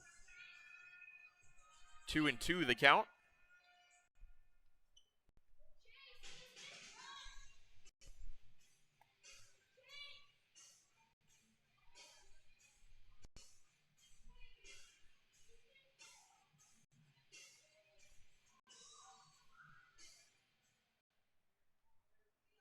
The 2-2 pitch is low. They throw back to second, not in time. Good idea, but Mejia's back in there safely. It's a full count. They have nowhere to put White.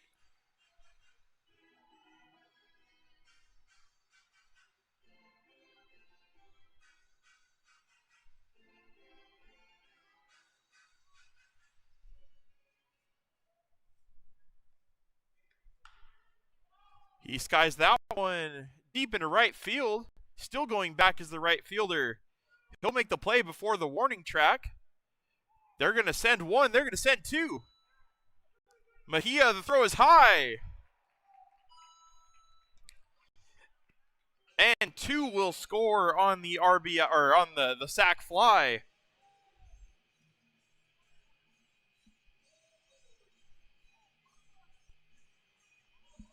That'll bring Cheklich over to third, and it is now 11-3 A's. Don't see that too often. A 2-run sac fly off the bat of Brady White. And it'll be a chance for Caleb Rico with a runner at third and only 1 out.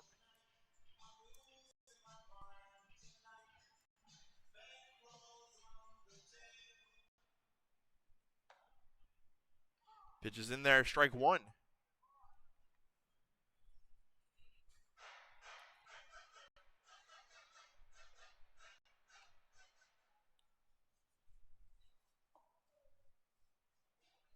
That one misses, evens up the count. 1 ball, 1 strike.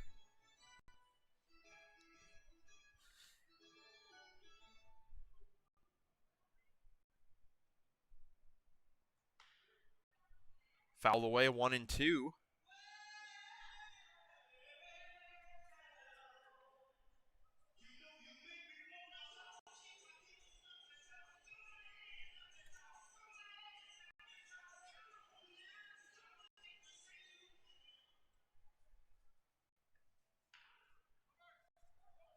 That one fouled just down the first base line. We'll do this again.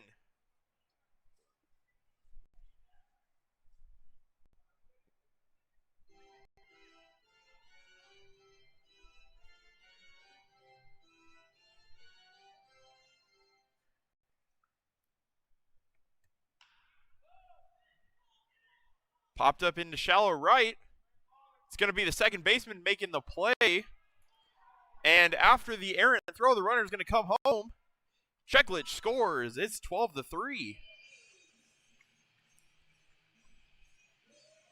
The second baseman, Perillo, wheeled around as Cheklich baited him into a throw, and it got by the catcher, allowing him to score.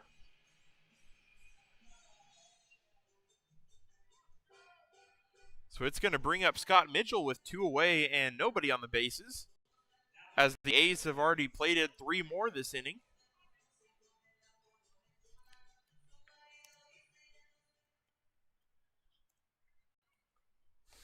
Mitchell takes low and away, ball 1.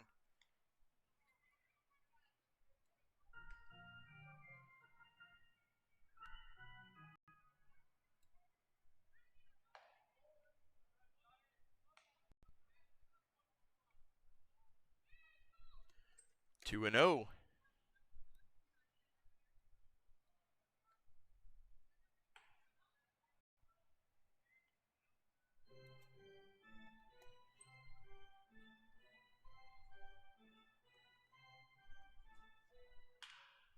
Mitchell hard hit ball to second base. Throw over is in time. Out number 3, but the A's get 3. And we'll head to the 6th inning. It is now 12-3 A's over the Sacramento Yankees when we come back.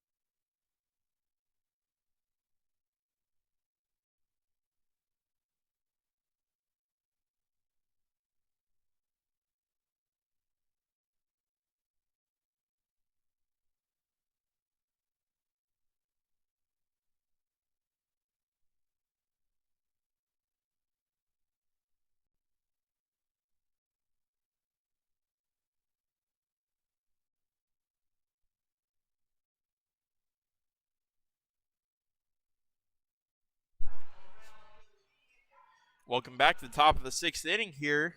Mike LaPlaca leading off against Tyler Gonzalez, who's out there for his 6th inning of work.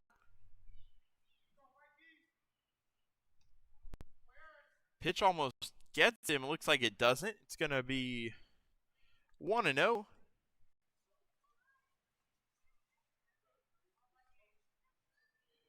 LaPlaca, the 7-hitter and first baseman today for the Yankees, as he shoots that one up the middle, base hit. Leadoff runner on for the Yankees, and it'll bring up Nico Chandler.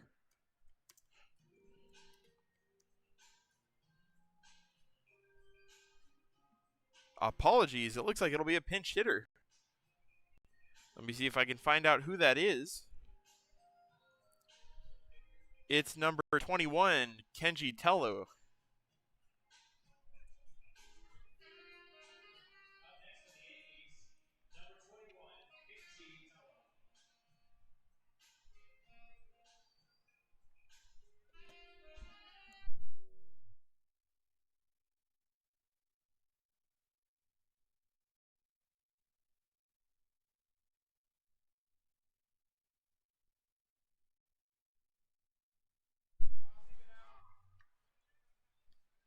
Tello takes strike one. Probably near the end of this inning here, I'm going to try to switch it over back to the original lighting as the shadows have all but dissipated here. Tello hits that one shallow. Cheklich going to bobble it, but throw across the diamond. Good recovery. It's in time. What a play by Ned Cheklich, and there's one out.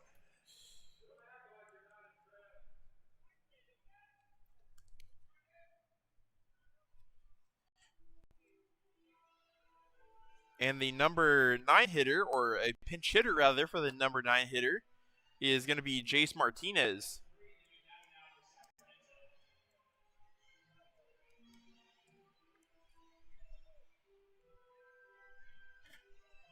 Martinez getting his first work of today's ball game.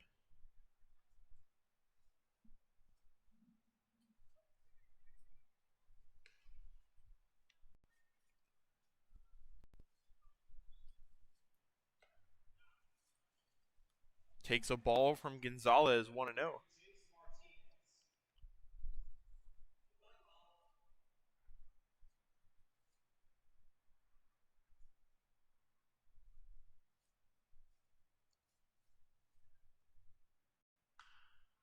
He skies that one. It's going to be foul. 1-1.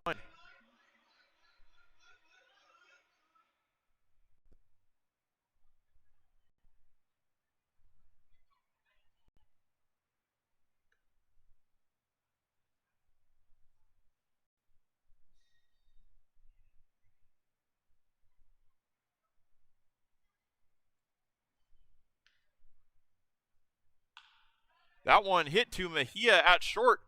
Flips it over to second base. It's in time. Double play turned. And it's another scoreless inning. The A's head into the bottom of the 6th with a 9-run lead, 12-3.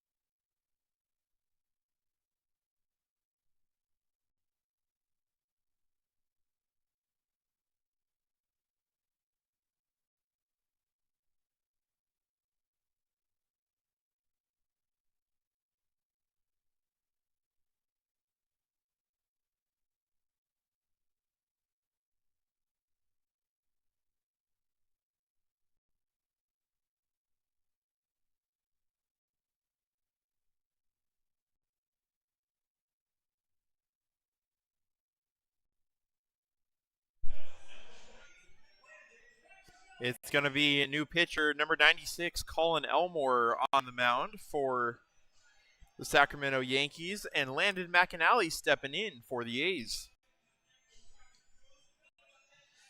McAnally 1 for 3 today, has an RBI single.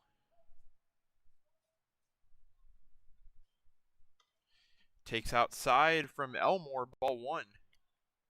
So I was told the rule here is if a team leads by 10 or more after the 7th inning, the game will be called. So if the A's can get one or more runs in this inning and then shut down the Yankees for the top of the 7th, this game will likely be called. It's 2-1 to McAnally at the plate. Of course, first of all, the A's need to get that 13th run in this inning to make that possible.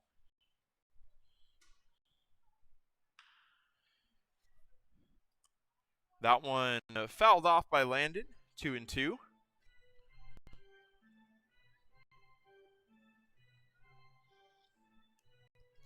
It'll be McAnally, Hartley, and Kinsel due up this inning.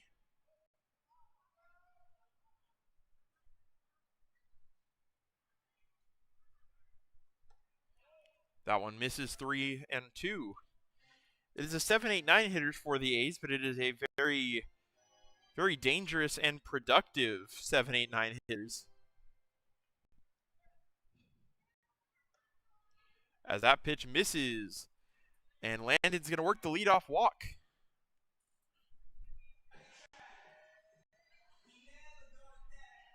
And in steps Jordan Hartley.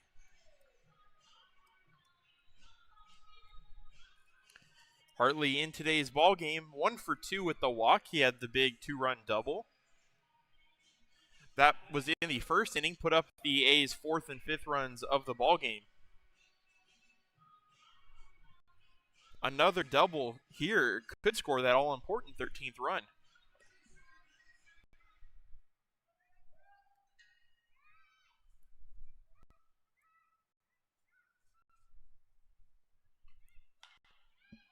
That one hit on to the left. Looks like it's curling foul, and it will indeed go out of play.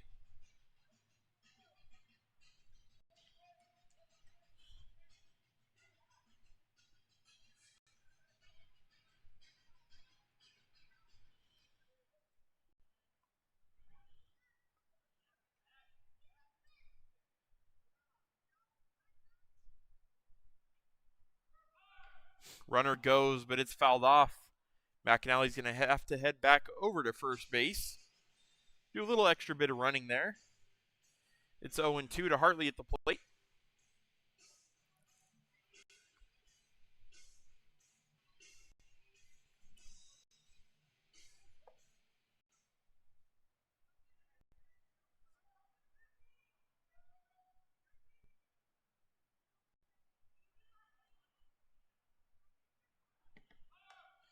Runner goes again. This throw is high, so McAnally gets in there safely. And it's ball 1.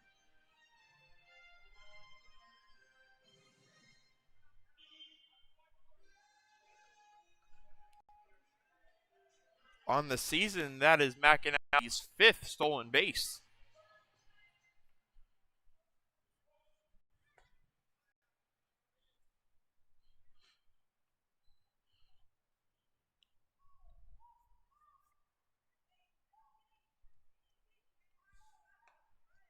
Swung on and missed, and they get Jordan Hartley on strikes for 1 out. And it'll bring up the 1 for 3 first baseman, Grant Kinsel.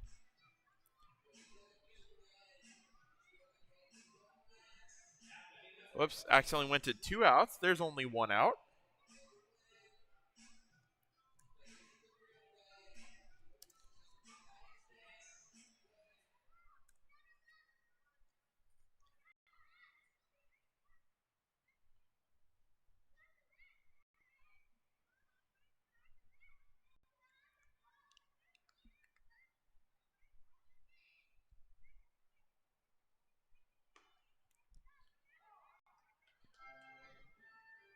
That one's in there, strike 1.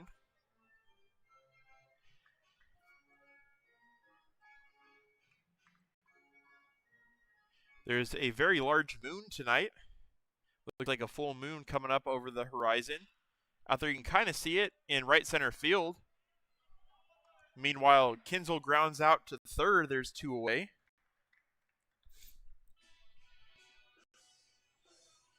You can kind of see it I'll flip this real quick just for a moment. I think if I take the lineup, you can see it. It doesn't look as big on camera as it does in person. But a cool sight out here over the ballpark tonight. Adding to the atmosphere of Chansey Park a little bit. So with the runner at second and two outs, it's going to be Robbie Papel. Papel takes a ball, 1-0.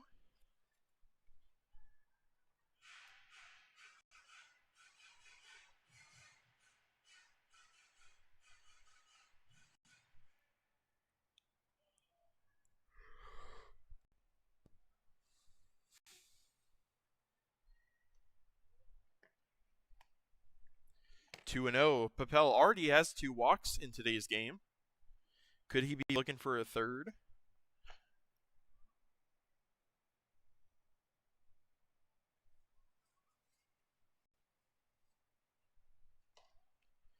Ball 3.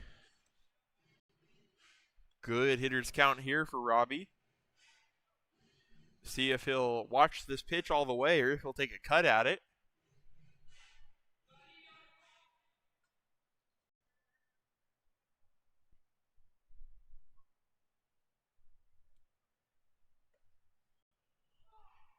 In there, strike 1.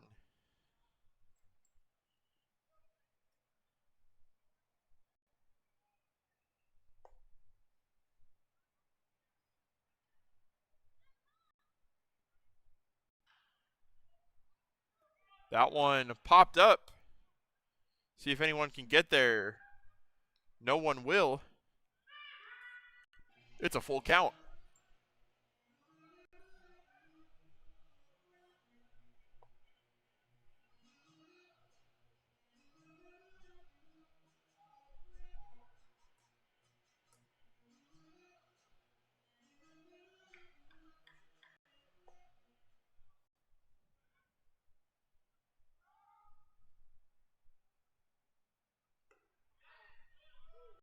And it is called strike 3. The A's don't get a run this inning. We're going to head to the top of the 7th.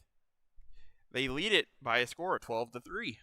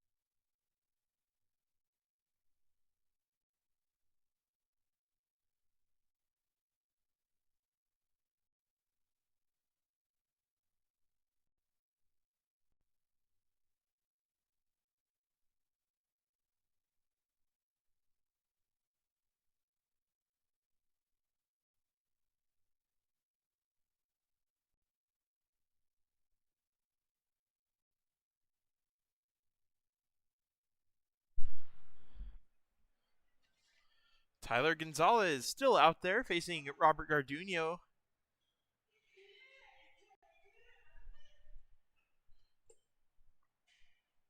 It's an 0-1 count to Garduno as he fouls the first pitch off. That one hit to second. Mejia makes the play. Strong throw across the diamond in time. 1 out. And it's going to bring in Finn. Making sure it wasn't a pinch hitter.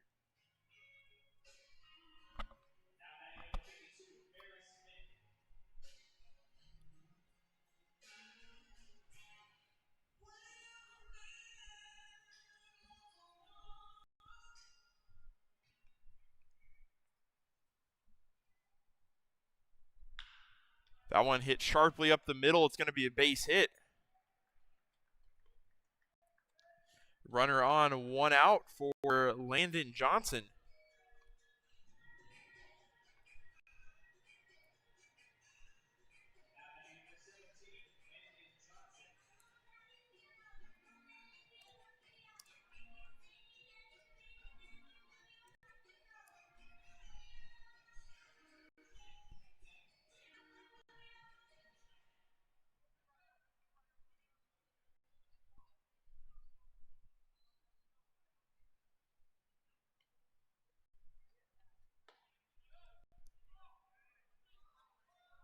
That one misses. 1-0.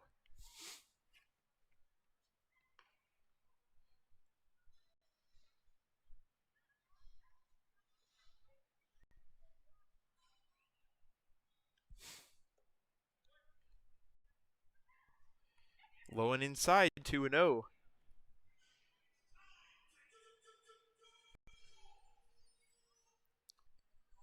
Johnson at the plate today is 2 for 3. His other plate appearance was a strikeout.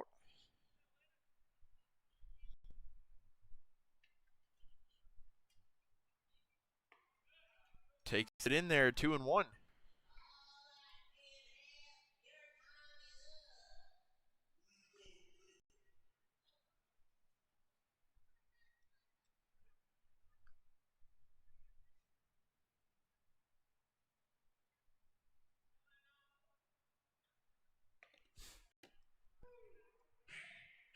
In there, strike 2.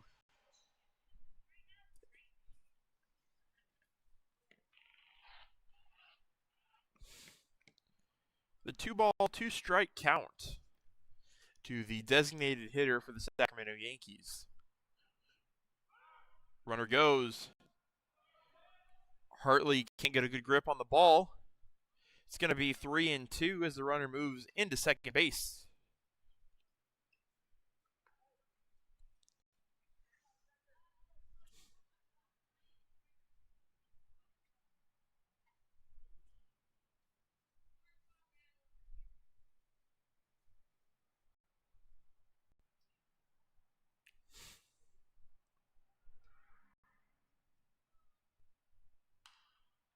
Fouled away. Johnson stays alive.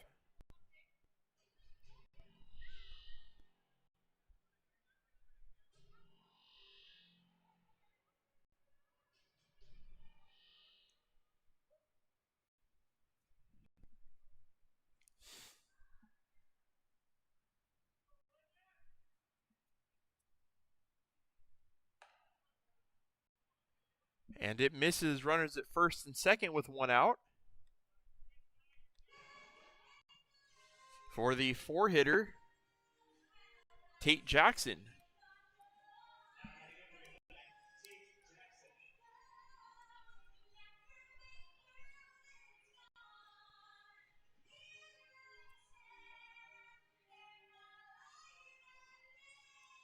And it looks like Coach Winter coming out to have a talk with Tyler Gonzalez in the A's infield.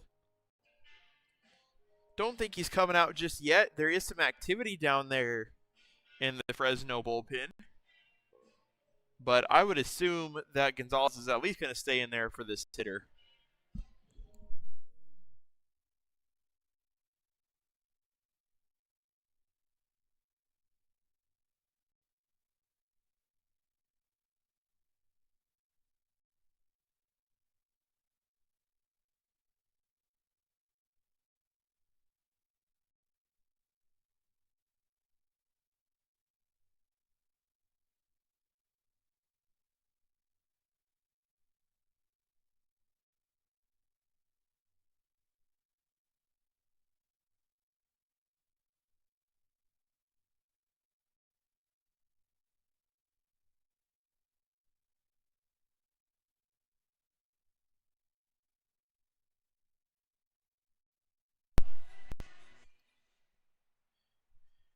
And Gonzalez does indeed stay in the game. And first pitch to Tate Jackson is fouled off, 0-1.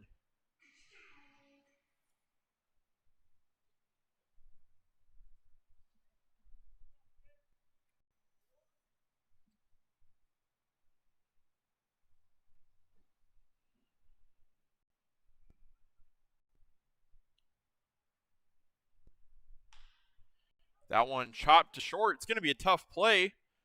Mejia, another strong throw across the diamond, gets the out.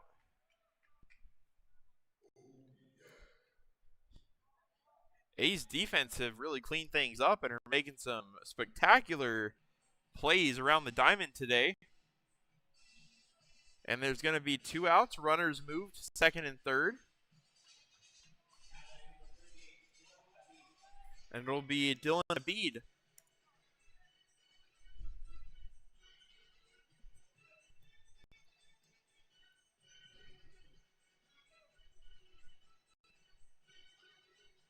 Gonzalez hoping to get through this inning scoreless. He definitely has an opportunity to right here.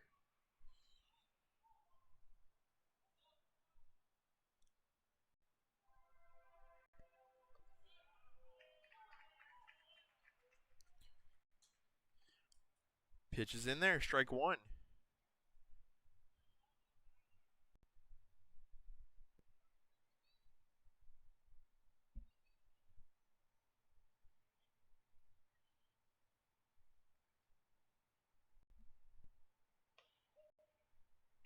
That one just a little bit low, 1-1.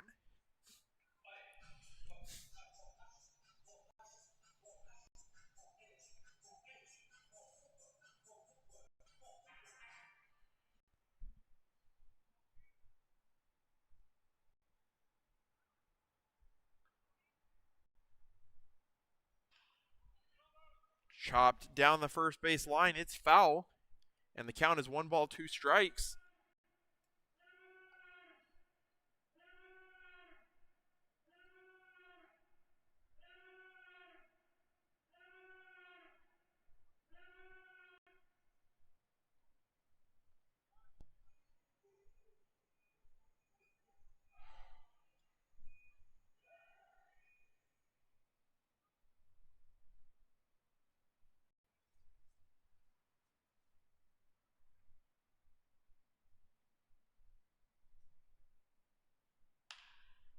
Hit to second. Play by Mejia in time. Great defense from the A's and great pitching from Tyler Gonzalez. Puts them in a real good spot. We'll head to the bottom of the 7th. The A's have a chance to walk it off via mercy rule if they can get a run. We'll see if they can do it when we come back.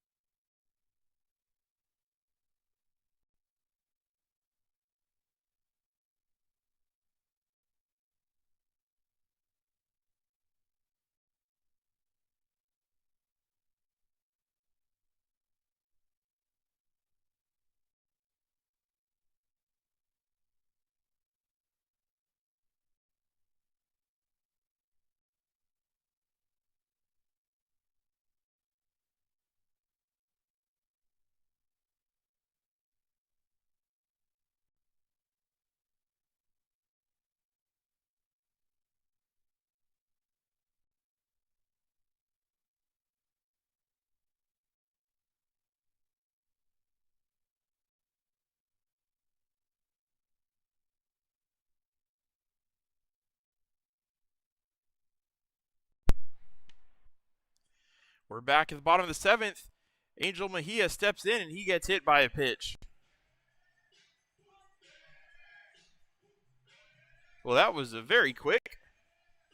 I believe that is the second time today that Mejia has been plunked by a baseball. He might be a little sore tomorrow, but he looks to be okay. Just a little frustrated right now. So it'll put the potential winning run on base for Ned Cheklich, who's been very good today as well. Now, I may be wrong. It could be that the 10-run mercy rule only applies for the 12 o'clock games where we have a time limit, but we'll find out if the A's can score a run here, as that one's popped up and playable by the second baseman, Perillo. He makes the catch, and it'll be 1 out.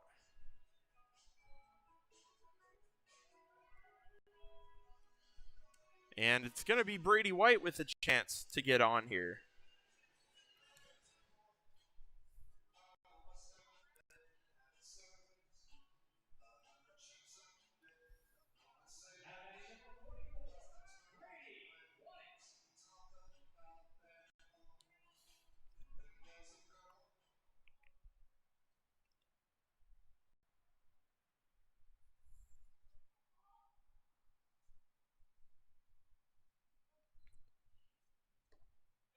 In the dirt, ball 1.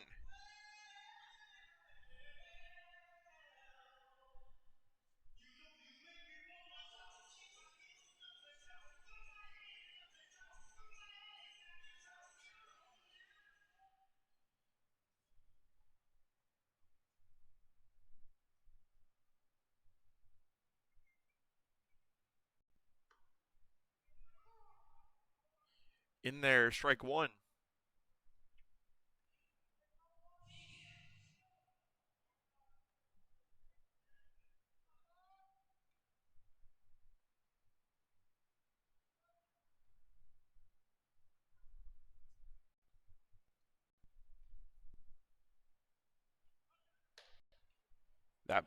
That pitch misses, rather.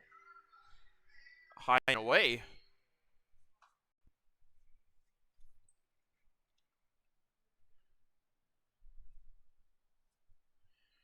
Brady White is 2 for 3 today, has 4 runs driven in.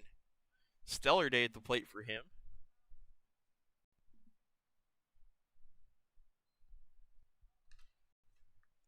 Fouled off the mask.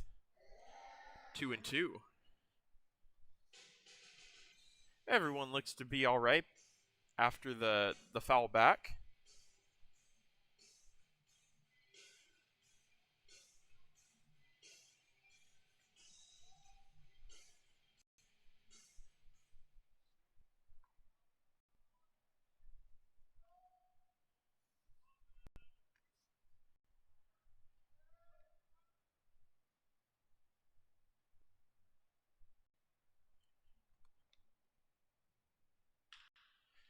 That one hit well into right field. Going back on it is the right fielder. He'll track it down at the warning track. Mejia going to take second base on the sac fly. Second ball, Brady White's hit to about the warning track, but they've just been ran down. So 2 outs as Angel Mejia moves into scoring position for Caleb Rico.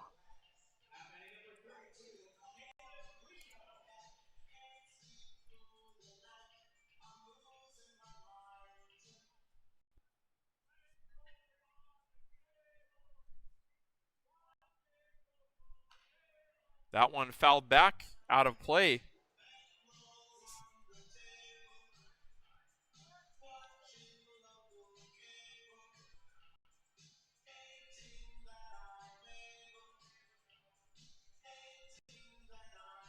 Caleb Rico today, 0 for 4, looking to get on for the first time today.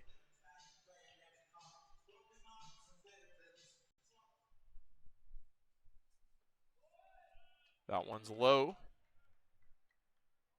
1-1.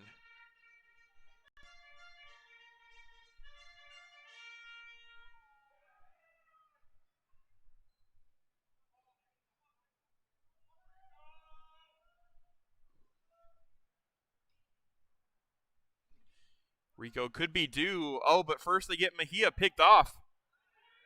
And he gets under the tag. Crafty slide by Angel Mejia despite getting picked off. Moves over to third base. A single from Rico would definitely score the run now that Mejia is over at third.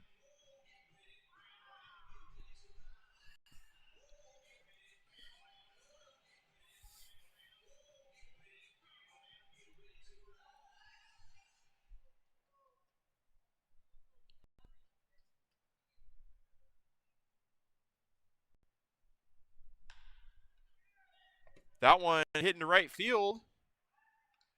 And it's going to be caught on the foul line. The A's don't score, so we won't get to see if the mercy rule is in effect just yet. We're going to head to the top of the 8th inning. The A's still lead it, however, 12-3.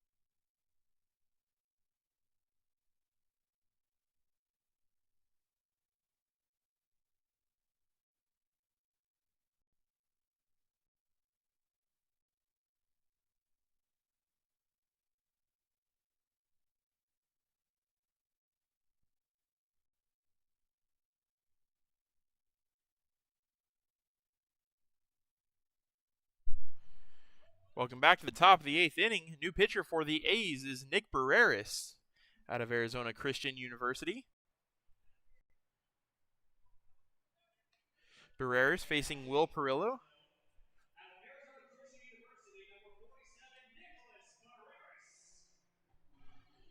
We saw Barreras in a game last week, and he was great through 3 innings of relief ball. I believe it was scoreless, too. As it is 2-0 to Perillo. See if I can pull up that line.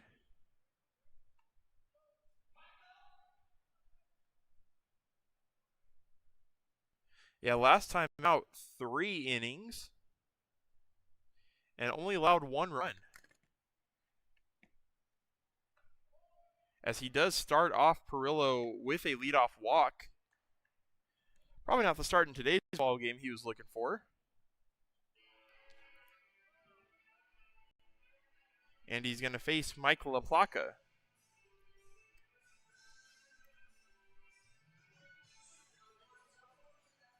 And Coach Hinojosa going to come out and talk with Barreras a little bit.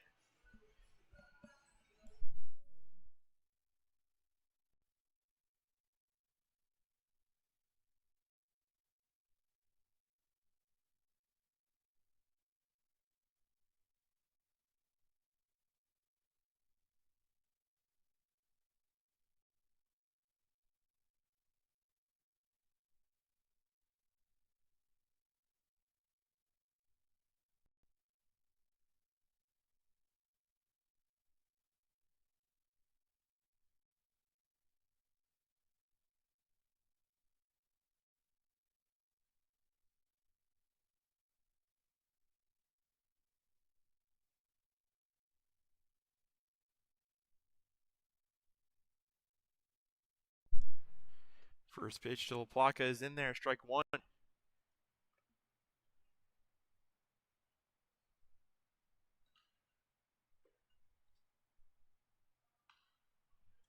Fouled away, 0-2.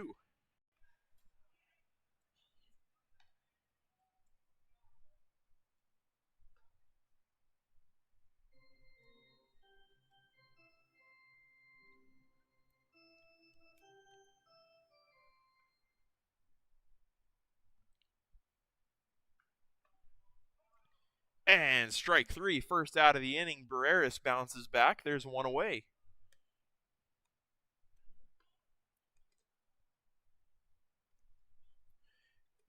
And in steps Kenji Tello. Tello was a pinch hitter earlier in the ball game.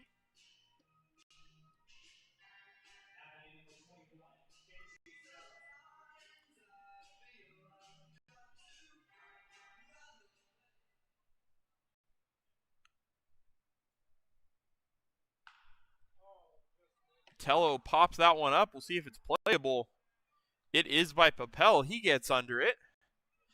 Papel usually pretty active out in center. Hasn't had too many balls to get to today. But he makes it count. He gets to that one, and there's two away. And it's going to bring in Jace Martinez, also a pinch hitter earlier.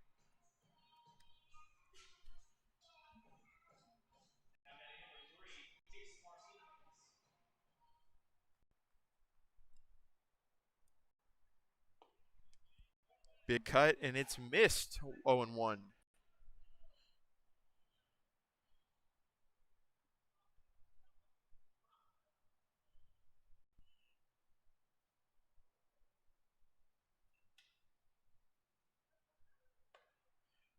Pitch high, 1-1.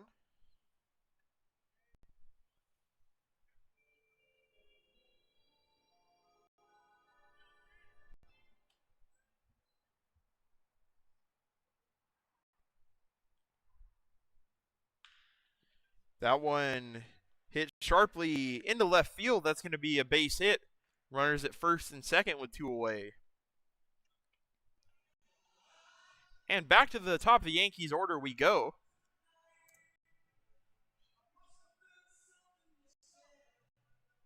It will be Robert Garduno.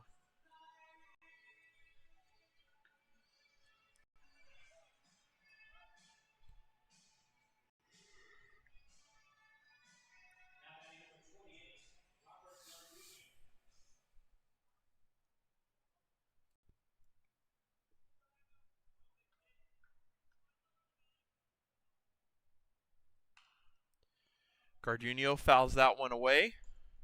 Off the facade. It's 0-1.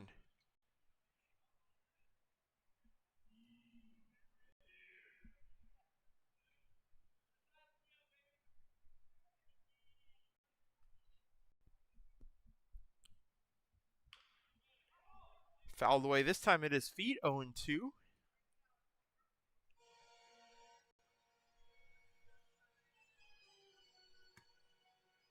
Barreras one strike away from getting out of this one.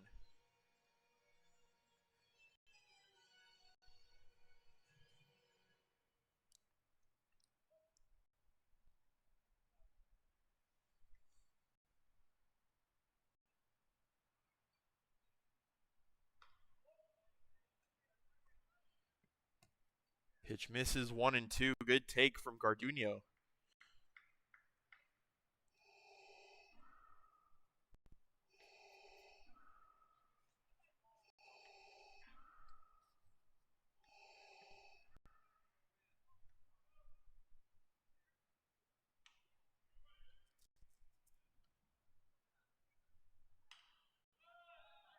Popped up. Is it playable? No, it's into the Yankees dugout. Good hustle from Cheklich.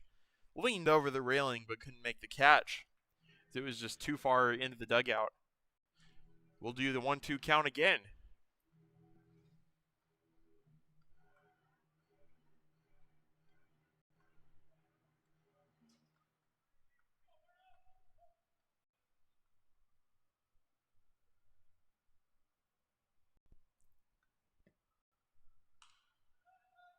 Fouled away. Back into the seats.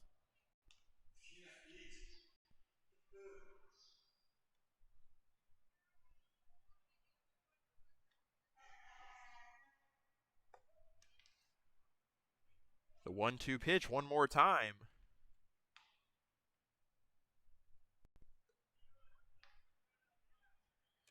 Low 2-2.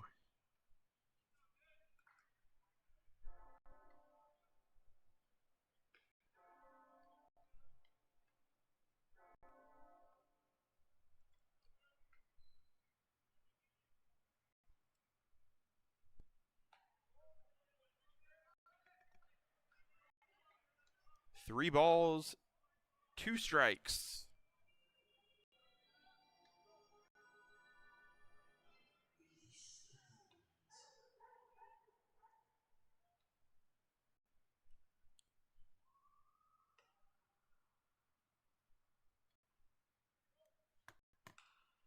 Popped up.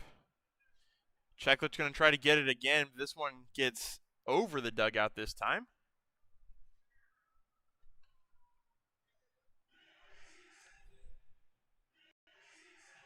We have been working ourselves into a battle here.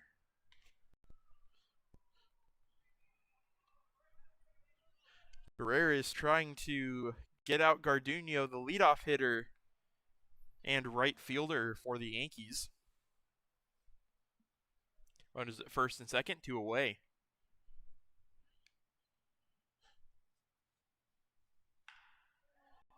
That one struck well into left field, but also well foul. Or sorry, I get my directions mixed up sometimes. That was right field.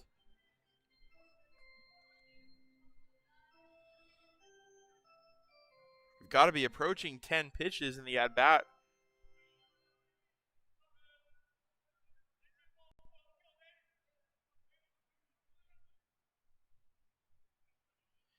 Barreras gets his sign. He throws. Hit into right field. Mitchell coming in on it. He stumbles but makes the play. Ooh, and he is still down.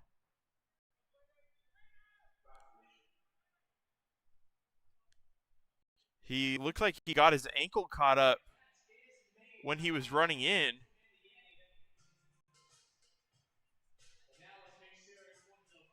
And yeah, Mitchell looked like he tried to roll over to get up, but he can't quite get up yet. A lot of injuries for honestly both teams today. The A's outfield been hit pretty hard though. You had Harness-Leave with an injury. Rico have the trainer come out, but he stayed in the game. And now Mitchell getting tended to by the trainer. We'll step away for a moment as I guess if there's any good news to this is that Mitchell made the play and it's scoreless. It's a scoreless top of the 8th. So we'll be back with it. Hopefully an update on Scott Mitchell. It's going to be 12-3 A's when we come back.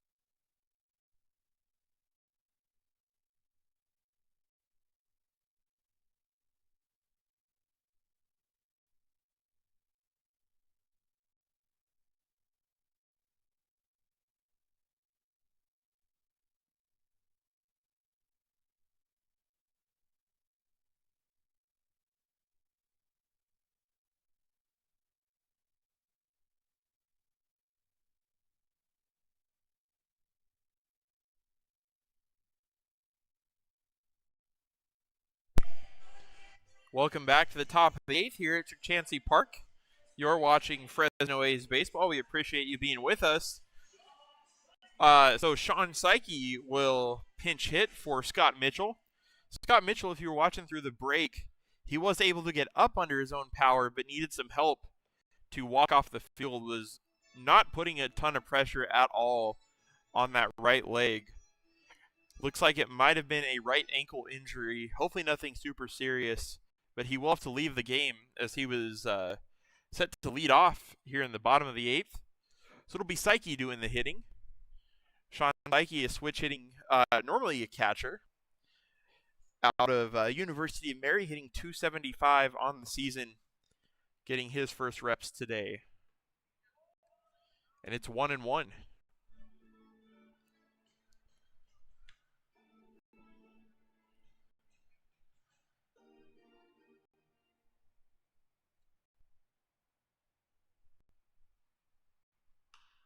Psyche fouls that one off pretty hard into the second deck down the left field line. 1-2. It'll be Sean Psyche, Landon McAnally, and Jordan Hartley due up.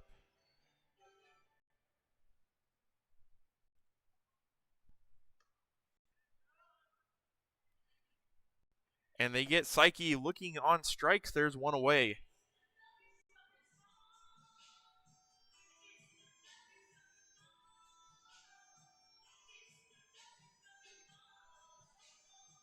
McAnally going to step back into today's game. McAnally playing his usual second base today. Had a relatively uneventful but a good day over there at second. Pitches in there, strike one.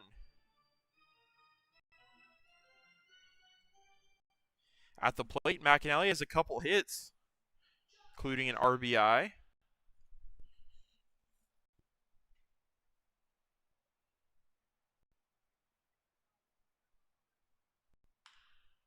He hits that one into center field.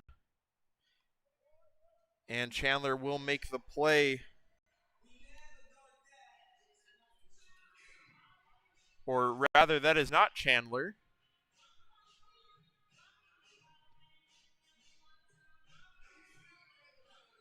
It's Ferris Finn who has moved over to center field.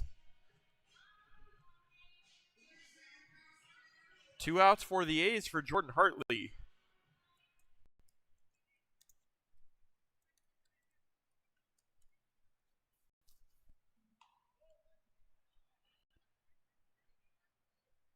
In there, actually no, it missed, ball one.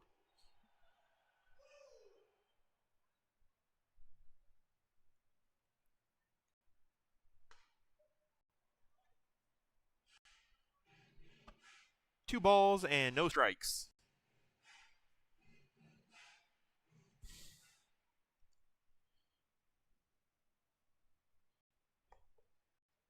Three balls and no strikes.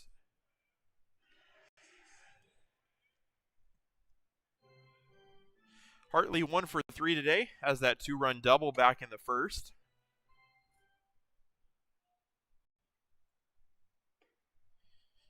Takes in there, strike one. Looks like it's Colin Elmore remaining on the mound for the, almost said Warriors, for the Yankees. He's been good today in relief. That one hit to second. Perillo has it and throws across in time to get Hartley. So the A's go down in order. It's a 1-2-3 inning, but speaking of three, the A's are 3 outs away from a win. We'll head to the top of the ninth. The A's lead it 12-3 over the Sacramento Yankees.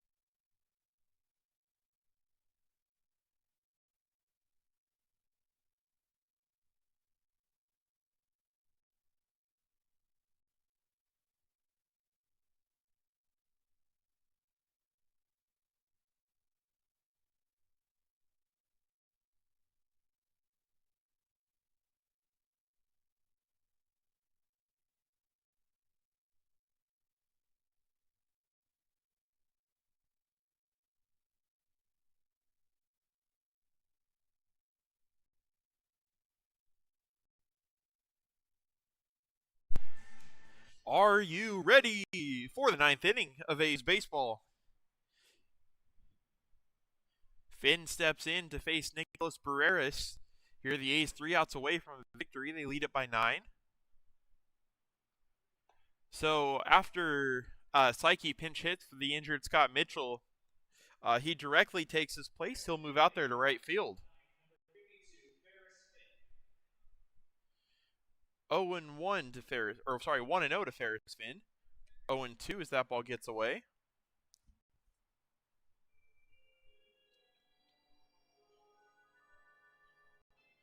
I'm not too sure if I'd have to check if Psyche's been out in left field. He's normally been the catcher or the designated hitter for the A's this summer. Barreras' pitch in there, 2-1.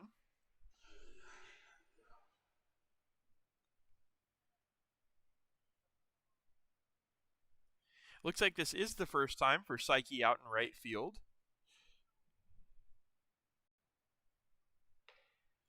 That pitch misses high. It's 3-1 to the Yankees leadoff hitter.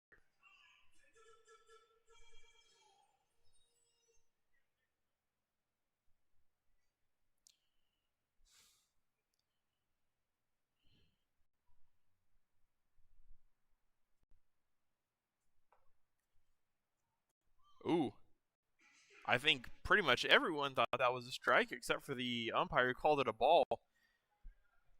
Finn even held up a little bit.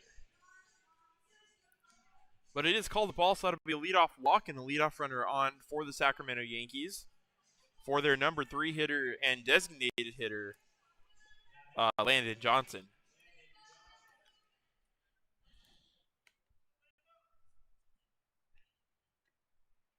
See what Barreras can do with Johnson at the plate. First pitch in there for it, called strike 1.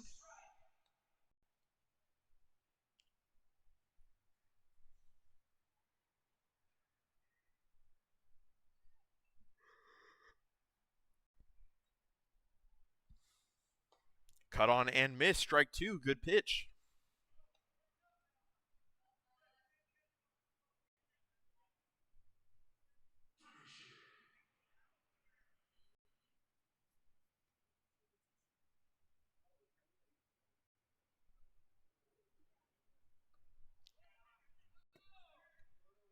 Strike 3. Barreras gets him on 3 pitches. There's one away. Good bounce back, and it brings up Tate Jackson.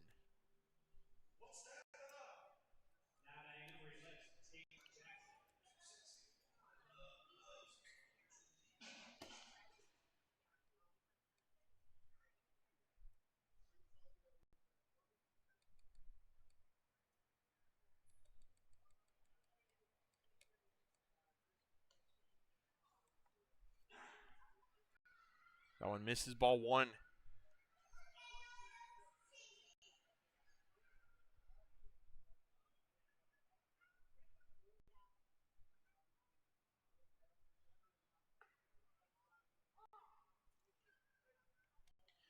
In there, strike 1 to even up the count.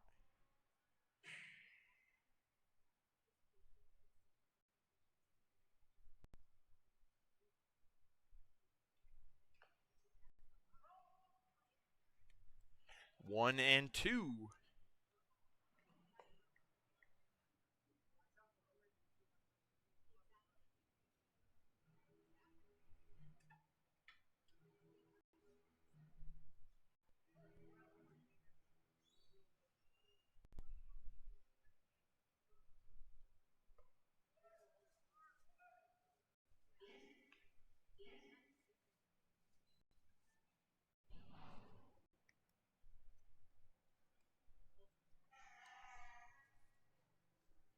Two and 2, the count.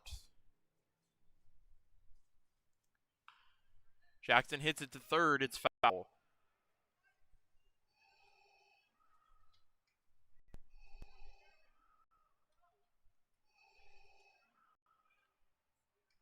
Barreras and the Athletics 2 outs away from a victory. It would move their total record to 28-10 on the year. It's popped up. We'll see if anyone can get there. It's McAnally with the snow cone catch, ranging into right field. He makes the play. There's 2 away.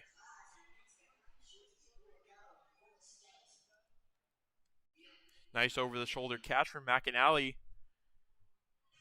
And it's going to bring up Dylan Abid.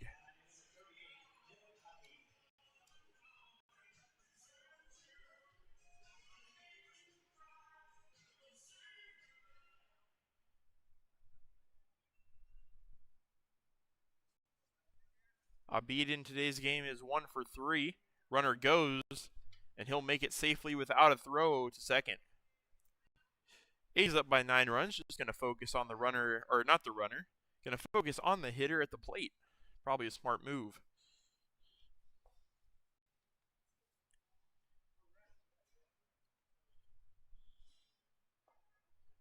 That one misses low. It's 2-0 to Abid.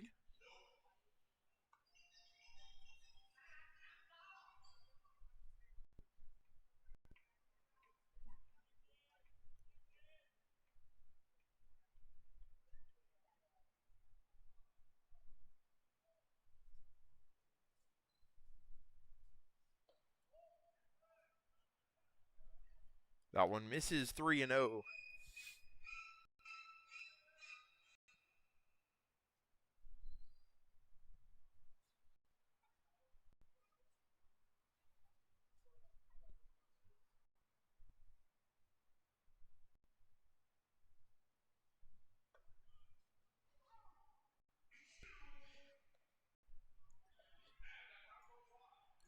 That one is in there. 3-1.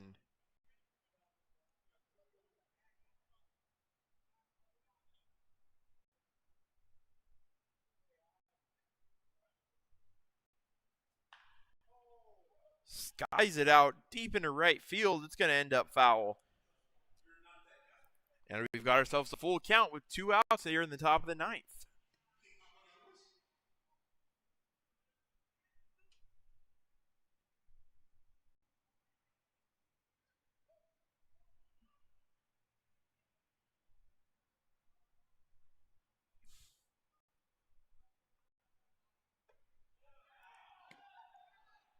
Ball 4 called. And runners at first and second will be out there.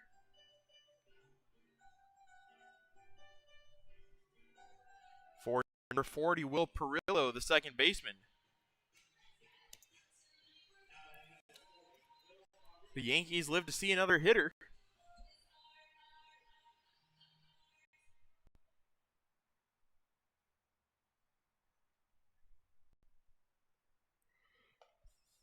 High and away, ball 1.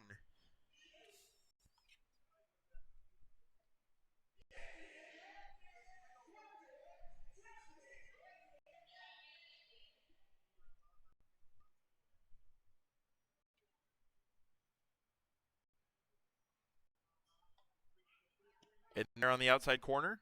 Looked like where he was probably trying to throw that first pitch, just was able to get it in the strike zone this time. It's 1 ball, 1 strike. Michael LaPlaca awaits on deck. Fouled away. It's popped up. It's going to get out of play. 1-2.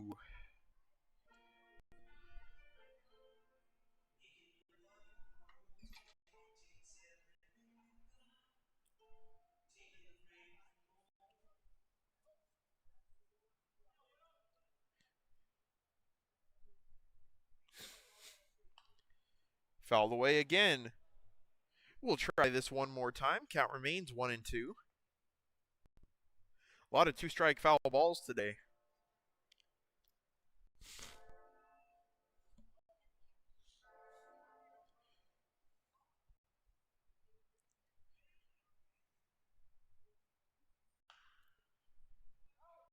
And speaking of, there's another one fouled off down the third base line. Perillo trying to hang in there. Fighting off some good pitches from Nicholas Barreras.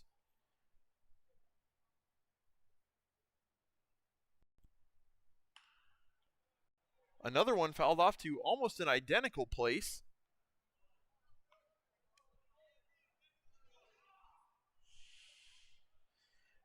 not too many fans out on the visitor side, especially this late in the game. If there were more of them, though, they would be getting a lot of souvenirs.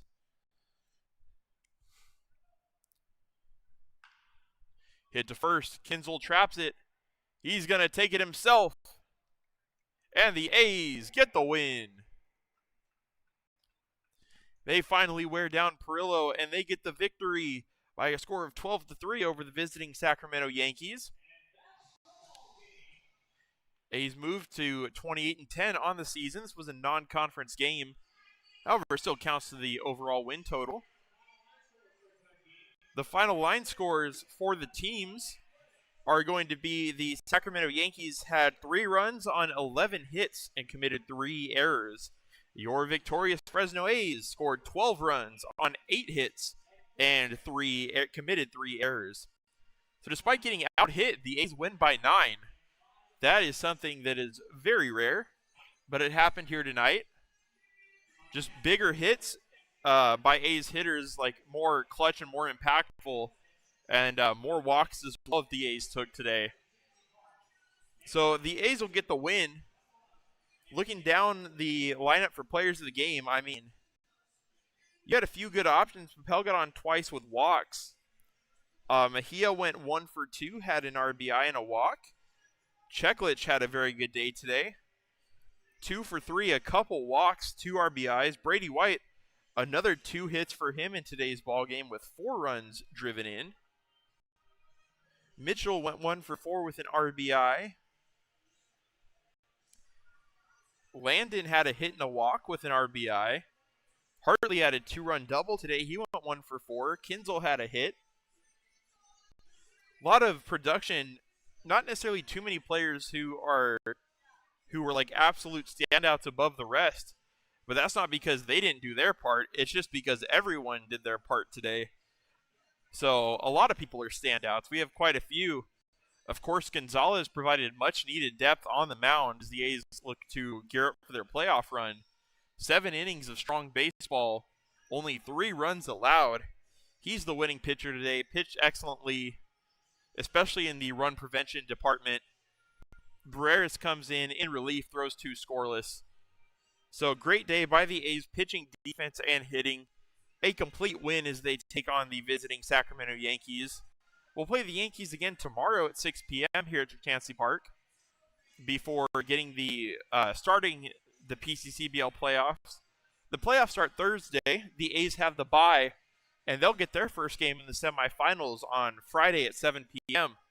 So that should be fun. But first, of course, we'll be back out here tomorrow night, and I'm going to go look for a player to interview as I pull up the final score today. Athletics 12, Yankees 3. Ended up being a really nice night weather-wise, too, along with a really nice day of A's baseball. So as the A's finish up their victory meeting, I'll go out and grab a player for an interview.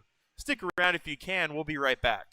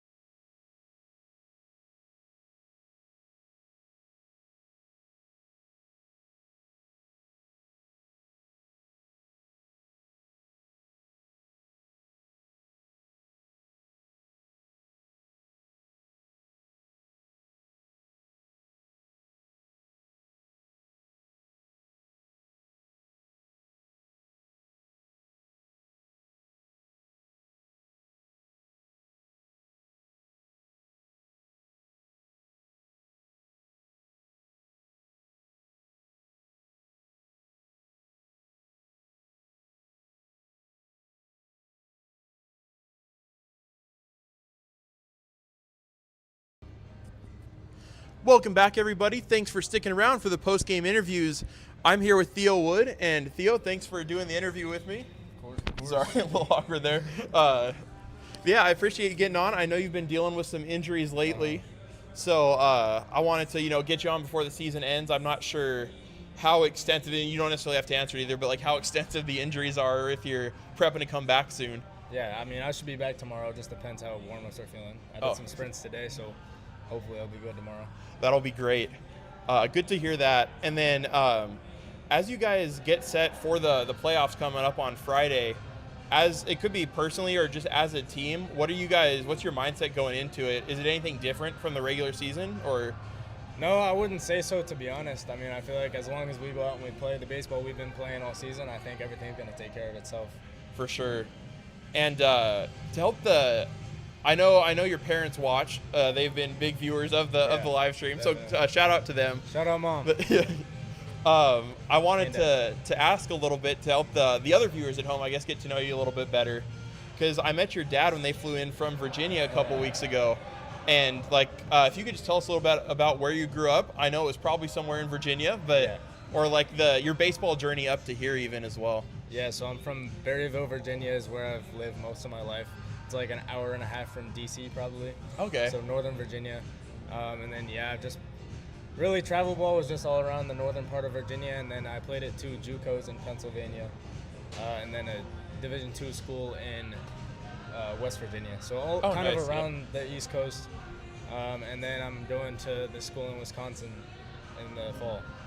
So have you been out this far west before, or is this kind of your first summer out here? I've been out here once. We have family in San Diego, so I went out to visit them one time, but this is definitely like the longest being out here. Yeah, definitely different. Awesome. And then I want to ask you as well, speaking of being out here this summer, I guess, if you have it could be a single moment, could be in general, what's been your favorite thing about playing summer ball out here? I mean, a specific moment, like going up to Lincoln and beating that team, a really stacked, competitive team, went into their place and beat them. That was pretty sick. But also just playing in this stadium, like very, very blessed to be able to play on this field every day. Yeah, it's a really nice ballpark. And that win at Lincoln, I'm like, that was probably, obviously I didn't get to participate in it, but I mean, just watching it, that was probably my favorite game to watch. For sure. That was awesome.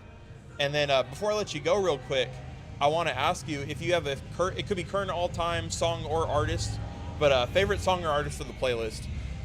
I would say my favorite artist of all time is Drake, and for song, I could say Yes Indeed. There's so many options. Yeah. So many options with Drake. His catalog is so extensive. It's nuts. I think I need to go back and look at the streams, but I think you're like the fourth or fifth guy to say Drake. Drake is, really? I think, the most popular on the team for sure. All the Canadian guys probably said him. Yeah. For sure.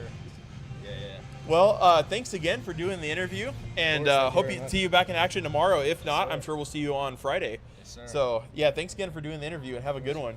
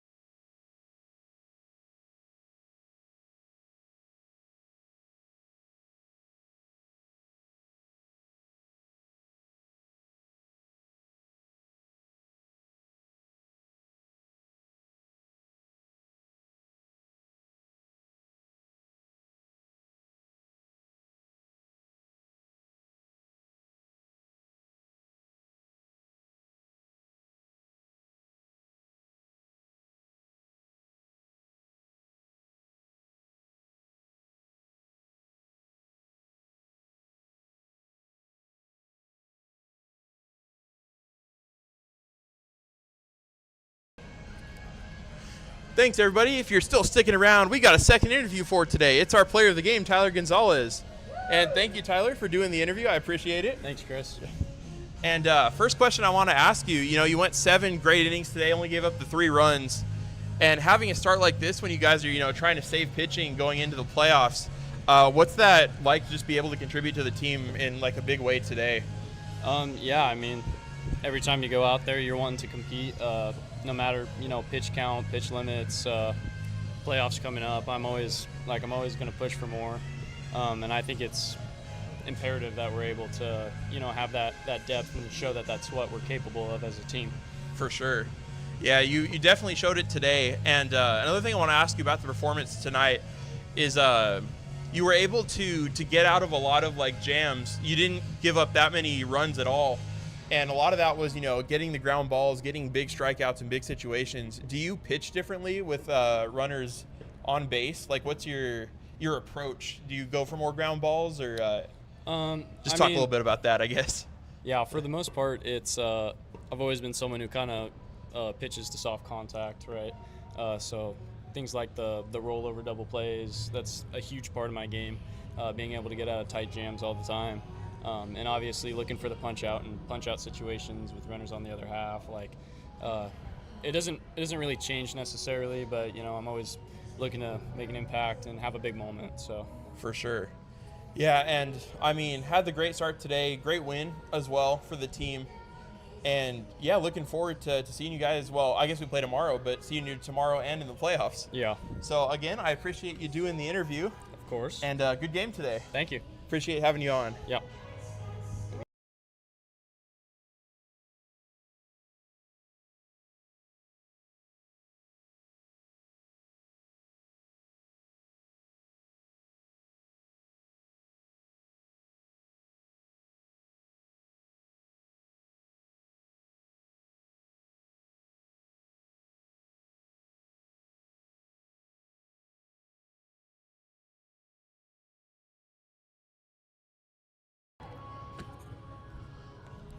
Whoops, I turned the mic on, forgot to turn the camera back on.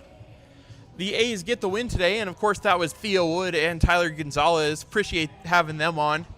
Got to hear some insights about how they're working to get into the playoffs. They've already clinched the playoff spot, but have the game tomorrow and then Friday at 7. And if they're able to win that one on Friday, they get the championship game. It'll be here at Chancey Park at 11 a.m. But don't want to think too far ahead, one step at a time. They got to get the win on Friday first. So great win for the A's today. They win it 12-3 over the Sacramento Yankees. We'll be back for the final regular season game tomorrow against the Yankees here at Chancey Park at 6 p.m. And then the playoffs on Friday.